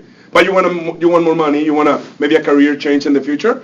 Well, let's just say you come into our business and we help you, and you help one client per week. This example is helping one client per week. How many clients is that a month? 4, right? So you're not the next superstar yet. Okay, you're just coming in on a part-time basis, help one client per week. And what the example I'm going to give you is you teaching someone how to save $200 a month into a life insurance, a retirement plan, one of those tax-free index accounts Peter talked about earlier. So imagine, you sit down with a client, you teach them how to put away $50, $100 per check for retirement. They're not buying anything. They're just opening up like a savings account. But because you're the agent that opened it, the company compensates you. So you open 4 accounts like that per month of an average of $200. As an associate, that will compensate you roughly about $4,300. So you open 4 accounts a month, 1 a week. That pays you as an agent about $4,300. Not bad, huh? I know it's not a lot of money, obviously, but you're part-time. Now you're still keeping your job. This is just a little bit of extra income. But think about right now. What would an extra $3,000, $4,000 do to you right now? What would that do? Think about it. What would an extra couple $1,000s a month do to your house right now? Would that help you a little bit? What would it do? Maybe, I don't know, change apartments, buy a new car, help your parents financially, move out. Some of you, it's about time. Just kidding. You know, you're going to do whatever. You're going to pay some credit card, pay some student loans, maybe go to the right car. I don't know. This can make a big deal for some of you. I remember when I saw that, and I'm like, man, that's actually pretty good, $4,300. Should I breaking my back right now for $3,000, $4,000? You telling me I can do that here part-time? And I did it. Now, you do that every single month, that can be roughly an extra $40,000, $50,000 a year. So imagine this. You already made $50,000, $60,000, $70,000 at your job. Let's just put it out there. And you make another $50,000. Now you're making $120,000, $130,000, $140,000 a year. That's pretty good income, right? Now you can live here in the Bay Area. Why do most people commute to Turlock and Tracy and Los Baños and Watsonville? Like, why don't people live here? What's happening right now to the housing? What's happening to everything else? Expensive. So have you noticed how everything goes up? Milk goes up, gas goes up, everything goes up. The question, is your income going up? Is your income keeping up with the rate? Or everything's going up and your income is actually, right? Imagine if this was a rubber band, eventually it's gonna, what? That's what's happening to a lot of people. So we want to challenge you guys. There's a great opportunity for a lot of us to come into the fastest growing industry in the world called financial services, because baby boomer generation. And the way we do it, which is non-captive, we don't represent one company, we represent multiple. You're not in sales, you're in education. And if you find anything that the client, let's just say I sit down with Ricky, and I found out anything, I bring that piece of business to the company pays me for doing it. All I ask is for referrals. That's it, that's the business we're in. It's not that complicated. Now, let's just say you want to become a broker, like Peter or like Irene, or like BJ, Lorraine. There's multiple brokers already here. People that started as an associate, and they became like a manager or a broker. You saw the pictures in the hallway, yes? Those people are no different than this. The only difference is their contract is higher. Who's ever been a manager? Anybody here? Manager, supervise? How many people have you managed or supervised? 15. 15. Anybody else? Like you were in charge? 24. 15. 50. Wow. Yeah, it was there's a time when I can actually manage about 30 people. 30 people. So think about 30, 15, 20, right? I'm going to give you an example. You becoming a broker here with 5. Now, you don't have to do this, okay? I want to make, a lot of people, every time I do this, they're like, so that means is this one of those I have to recruit people to make money here? No. You don't have to, you don't get paid for doing that. I'm just giving you an example that if you want to own a business, you can do a business by yourself. If you have a business by yourself, you don't own a business, you're self-employed. Okay? If you own a business, that means the business runs without you. So you're going to have to go and build a business. We can teach you how to do that. There's no extra licenses you need. All it is commitment. Now, you get paid more. Check this out. If you are a broker now, and you have 5 agents in your organization, let's just say 1, 2, 3, 4, 5, all of you guys are part-time licensed agents. I'm providing the leads. You guys are working with me. You come in, there's PG&E, there's Comcast, there's Wi-Fi, and I provide you the leads, right? You go out there and help 1 client a week. I also go help 1 client a week. That pays me more, though. You made your $3,000, $4,000, $5,000. You're part-time. You're excited. Me as the broker, as the senior director, what do I get? You see how it wasn't that hard to leave plumbing? Right, Peter? I'm pretty sure it wasn't hard to leave nursing. When I came into the business, I was serious about this company. I went from here to here in 7 months. I became a broker in 7 months, and obviously my goal is to develop other people. So now I know $3,000, $4,000, $5,000 a month is pretty good. Don't get me wrong, but you know what's much better? 20,000. How much better? Like 4 times better. You know what I mean? And by the way, you're 1099 here. What I love about our company is you're 1099. You actually own this business. You're not W-2. You guys know the difference between W-2 and 1099 or not? Like, if you have a job, you're W-2. You notice your check, right? You have your check, it has gross and net. Gross is like the big number, and net is after all the deductions, right? So the gross is the big number. You notice that? Still pretty gross. But, right? I mean, but it's the big number, right? So you have $4,000. They take all the deductions. You end up with like $2,200. Our business, we get paid $10.99, which means if my check says $4,000, guess what? Here's my bank account, $4,000. I do my deductions at the end of the year when I file my taxes, and I get to deduct a lot of stuff. The best thing you want to do is just know this. You get a message from me, whether you do business with us or not. Don't matter. At the end of the day, we're gonna grow. But if you do this, I want you to remember this. You want to be $10.99. Trust me. There's so much benefit. You get to run up your gas, your cell phone, your computer, your literally almost everywhere you go, your airlines, like you get to write up. When you're unemployed, you can't do that. You cannot do anything like that. Who commutes right now to go to work? I don't know, like 30, 45 minutes or more. Anybody? Do you get to write up your gas and your miles? No, because you're unemployed. A couple of you guys can, right? But most people what? If you're W-2, you can't do it. If you're 1099, you can. Like I remember when I sold Peter my Mercedes because he wanted to buy it from me. Just kidding, I convinced them together. I went and bought myself a car that I always wanted, right? I bought it when I was ready to buy it. I could have bought that car a long, long time ago, but I wanted to make sure I had a lot of money saved. One of my mentors told me, Juan, if you can write a check for the cash, that's a sign you can buy it yet. Don't take loans out, don't borrow. If you can pull a check and pay it cash, that's a sign you can buy it. So I waited. I wanted a 750 Li M Sport BMW, fully loaded. It's about a $110,000 car. But I'm smart. I wait 2 years. I bought it for $55,000. Went to LA, bought it cash, right? But because I bought it through my corporation, guess how much I get to write up? All of it. So instead of me writing a check to the IRS for $55,000, I drive it. Employees can do that. I don't have to be checking my miles. I write up all that stuff up. You guys understand that? That's the ability of being a 1099. You get that with us. You're going to go get like employees can do that. So another thing is we get paid twice per week. Every Tuesday and every Friday of every week. Like it's 8 checks a month. I know it sounds corny and funny, but it is true. Every Tuesday and every Friday. Who would like to get paid 8 times a month? Anybody? Right? How many times do you guys get paid right now? If you're a teacher, it's once. Right? It's not a community. They direct deposit, right? But think about it. 8 checks a month. Now, when I first started, I'm like, man, how do they do that 8 checks a month? Like every Tuesday and every Friday, because here comes the best part. The way we get paid is residual income. I've been here now, blessed 13 years. I've been licensed for 12 and a half. Every single piece of business, every life insurance account, every college plan, everything I open, as long as my clients keeps the products, I get paid right now on things I did 10 years ago. I get accounts that have been in my book of business for 12 years, 9 years. I still get paid on those accounts. I call a client today that I haven't talked to her in 7 years. I'm just doing a maintenance on the account. And she said, by the way, Juan, my daughter's older now. Can you open an account for her? And man, I look at my account and a bunch of my coworkers lost money and mine just went up. And you need to talk to my coworkers. But what's funny, 7 years ago I opened that account, but I still get paid on it. That's the business we're in. I don't want to. Nothing wrong with that, but a lot of my friends got into real estate. Pretty good industry, don't get me wrong. They got into mortgages, they got into sales. I didn't want to do that. I never wanted to trade my time for money because my time is limited, which means if my time is limited, my income will be too. I wanted to be able to build a business that runs without me, right?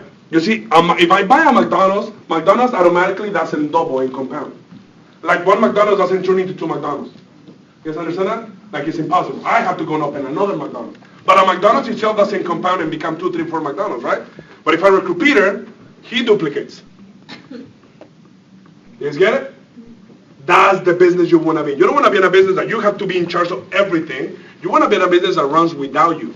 That's what we're showing you guys right now. By the way, today, this is a beautiful night. The balloons, the cookies, the setup. I didn't do any of this stuff. I showed up at 7:30 and I'm leaving right after this.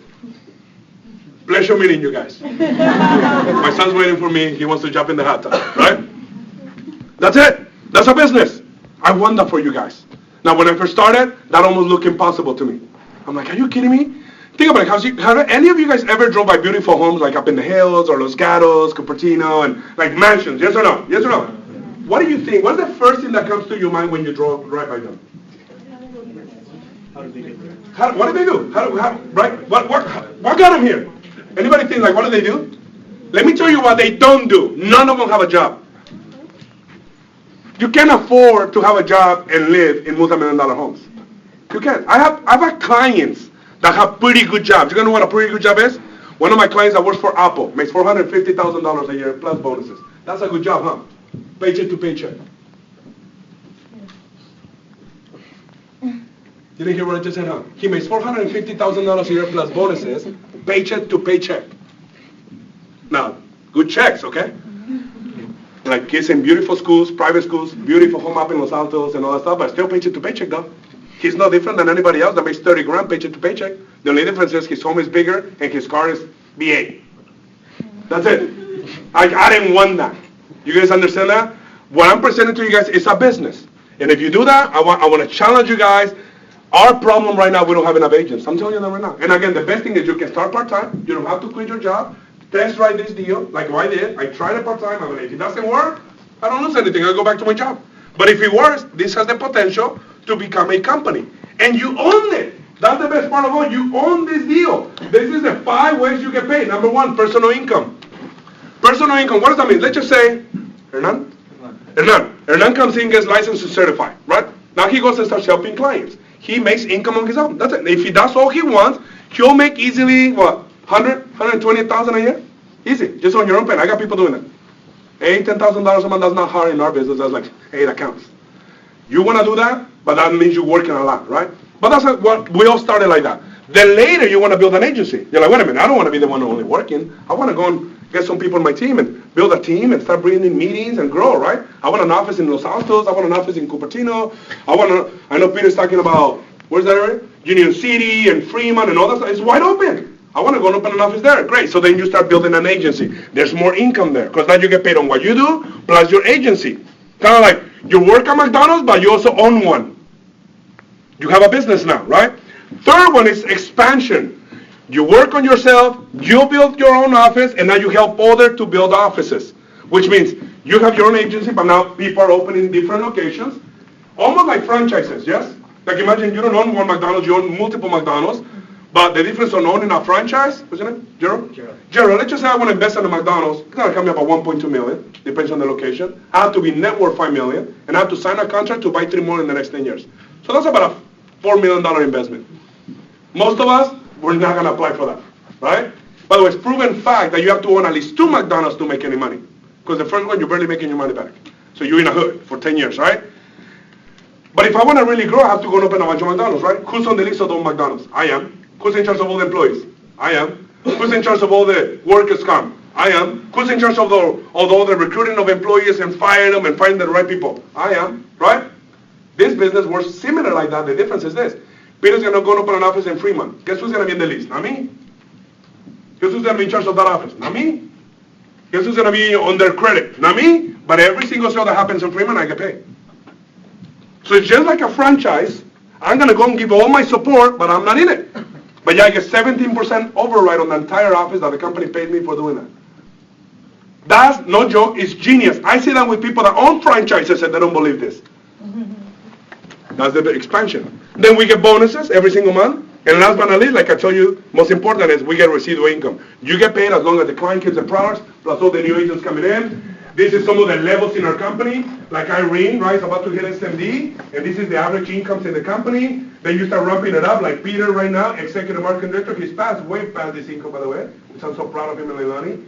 And executive marketing director, this is kind of the average incomes in the company. Then you become a CEO, you get paid a little bit more money. Then you become an executive vice chairman, and look at the averages, $1 million, $1.2 million. There's a guy right now making $21 million a year. Not bad, huh? $2 million a month?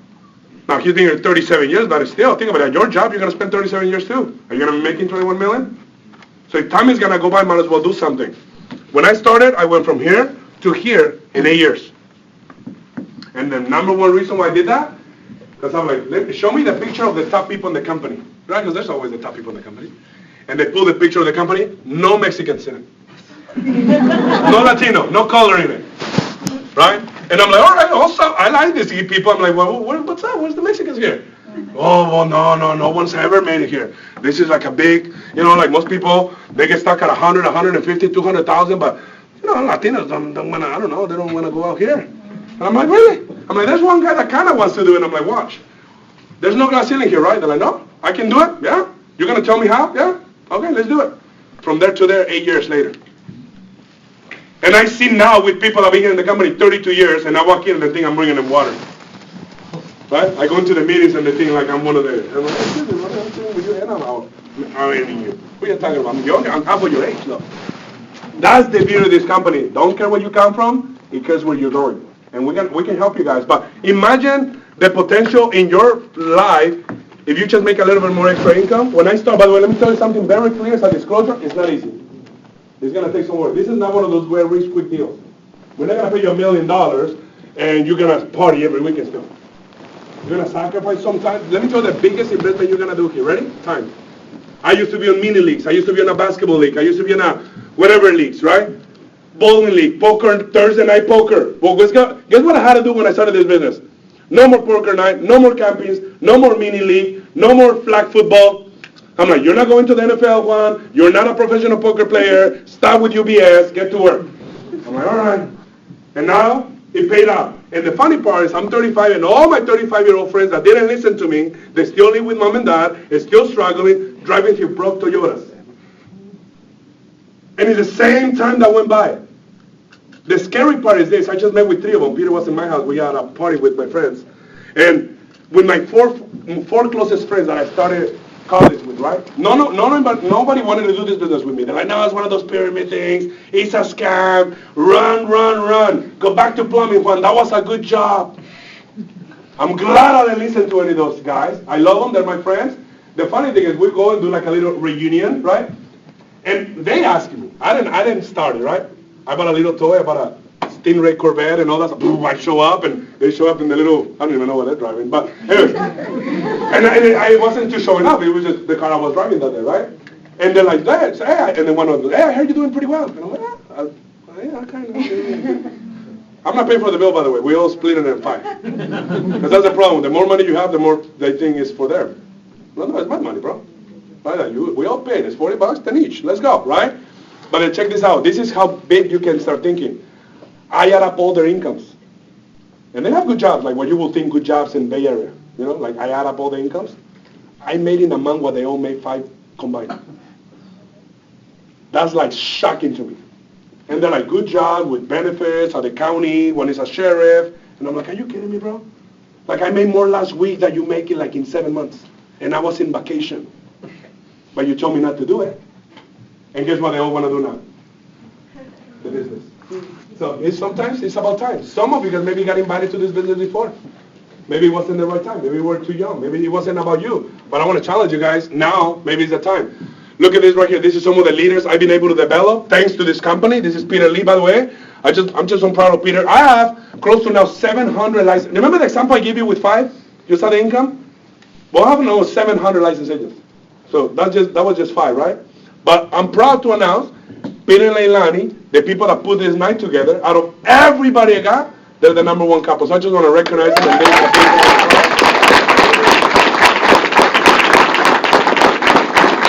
And again, it's just the background. Some of you guys got the tour, but came from nursing. U-Board, she has her own office in San Francisco on her own, single mom, killing it right now. Came from Mongolia and run an office in San Francisco, real estate background. Javier and Claudia, they're working out of this office. Sales and mortgage background, has her own office. He was a police officer in Salinas, where you don't want to be a police officer. And but now he's no longer, now he's here. And she used to do retail. He used to be one of those financial advisors helping Family Bees. He used to work for JP Morgan, Chase. He wanted to become a financial advisor. And he's like, well, I cannot even help the people that I cannot help my mom because she doesn't have the minimum, which is $250,000. So he quit Chase, came full time, now he has 2 offices, and he just opened an office with his beautiful wife in San Antonio, Texas. Retail, mortgage. She used to be a 911 dispatcher. When you call 911, she used to be one of those. And also held life insurance. Quit that, came full time, mortgage background. And one of the things that I'm telling you guys is not, I know we talk a lot about money and all that stuff, but like Irene said, it only reflects the families we helping, but none of these people have a background in financial services. Except this guy, and not really. So what I love about this business is I don't care where you come from. By the way, this guy right here, plumber and county worker. Plumber and county worker. No financial service background. But we wanted to do something better for our families. Now I got 2 boys now, a 10-year-old and a 2-year-old. They love the business. They travel the world. And there's a chance for some of you guys to do the same. Now again, if you just want to make a couple $1,000s a month and still go to school, and that's fine. We're going to help you to do that. There's no quotas here. There's no minimum. You can go at your own speed. But you want to come in here and be one of the big players, man, you're in the right place. We'll show you how to do it. Before you know it, you'll be the 1% in this deal. And last but not least, we love recognition. As you can tell, you come in, there's trophies, there's swords, there's rings, there's watches, all that stuff. Anybody likes recognition? Think about how often you don't get recognized at work.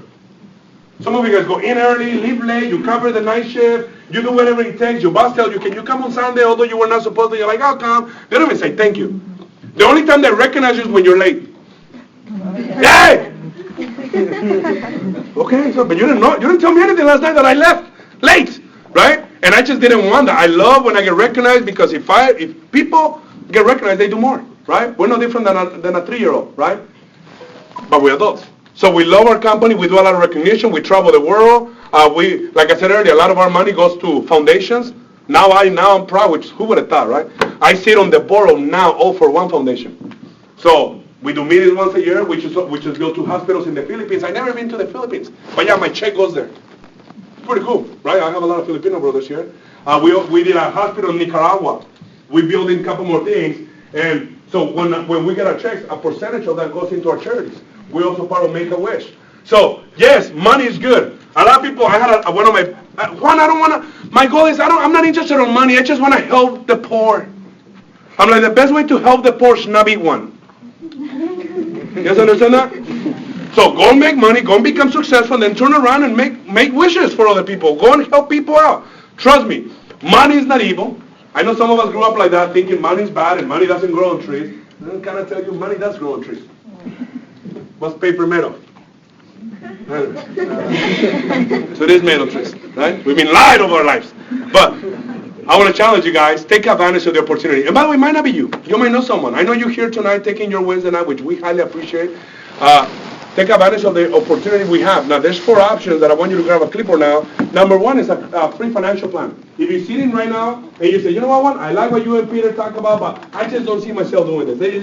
It's just not me. You know, I love what I do. It's my calling. I'm a coach, or I'm a teacher, or I'm a nurse. I just love what I do. We completely respect that. But take advantage of a financial plan. When was the last time you did one? How would you like to set up some accounts that you pay no tax on? How would you like to set up the right accounts for you and your family? At least do that, right? It's free. Number 2, if you like what you see, if you say, you know what, I like what I see, I just don't have time. Who's kind of like that? Like, I like what I see, I just don't know if I have the time. Well, you can get paid by referral agent, which means this. You refer people to anybody that invited you. We're going to do all the work, Earl, and you get 50-50 splits. So you don't have to be here. You have to be licensed, though. We help you to do that. You can do that online. It takes a week. Once you're licensed, you refer business. We do all the work. You get 50-50 splits. So we have a lot of clients making money that don't even come to meetings, and they're not licensed. And they're licensed, but they're not sitting and typing on Wednesday nights. CPAs, attorneys, people that do taxes, they have a lot of clients. They're just busy, so they send them all the referrals. We go all the work. We split 50-50. Number 3, which is the reason why I started here, is called part-time. If they would have told me how to go full-time, I would not have done it. So I'm not going to quit my job and miss my mortgage payment. But they allow me to do it part-time. I control my schedule, no quotas. I got licensed. I start coming to the trainings. I learn how to do it. And I start taking off. And like I said, you get all the benefits of being a self-employed, which is 1099. Then if this takes off for you, then eventually you can be a full-time agent with us. You're going to help us open multiple locations. And more important, outside of the bonus and renewals and trails, this is the most important of all. And if you have kids, this means a lot. You own this. Every piece of business we have now, all the offices, all the book of business, I don't just walk away from it. Let's just say I'm 35 now, I want to retire, I want to travel the world. I don't just walk away from this, I sell this. I sell my book of business, and the company will pay me 5 times what I make a year to walk away from this. It's pretty good, huh? Think about it. From your job, you work 10, 15, 20 years. When you leave, what happens? Maybe your 401k, maybe a little retirement plan, and then what? Doesn't understand that? The most valuable thing we got is time. Let's make something out of it. I wanted to build something, and when they told me, you own this company, you're 1099, but it's your business, I'm like, you tell me I can build this, and then later pass it to my kids? All for it. So, I want to challenge you guys. Set up an appointment with the person that invited you. Again, you're not obligated to do anything, but I do want you to get more research. I want you to get more information, regardless of the level you want to get. But I hope to see some of you guys back in here. I know today is just a presentation. We're pretty much done. There's nothing to sell. There's nothing to sign up. All we ask you is fill out the form that you have. Put down who invited you. What is it that you like the most about the presentation today? Obviously, your favorite speaker was Peter. But just put them down and give us some information. And at the very bottom, give us some feedback. We always appreciate feedback. What can we do better?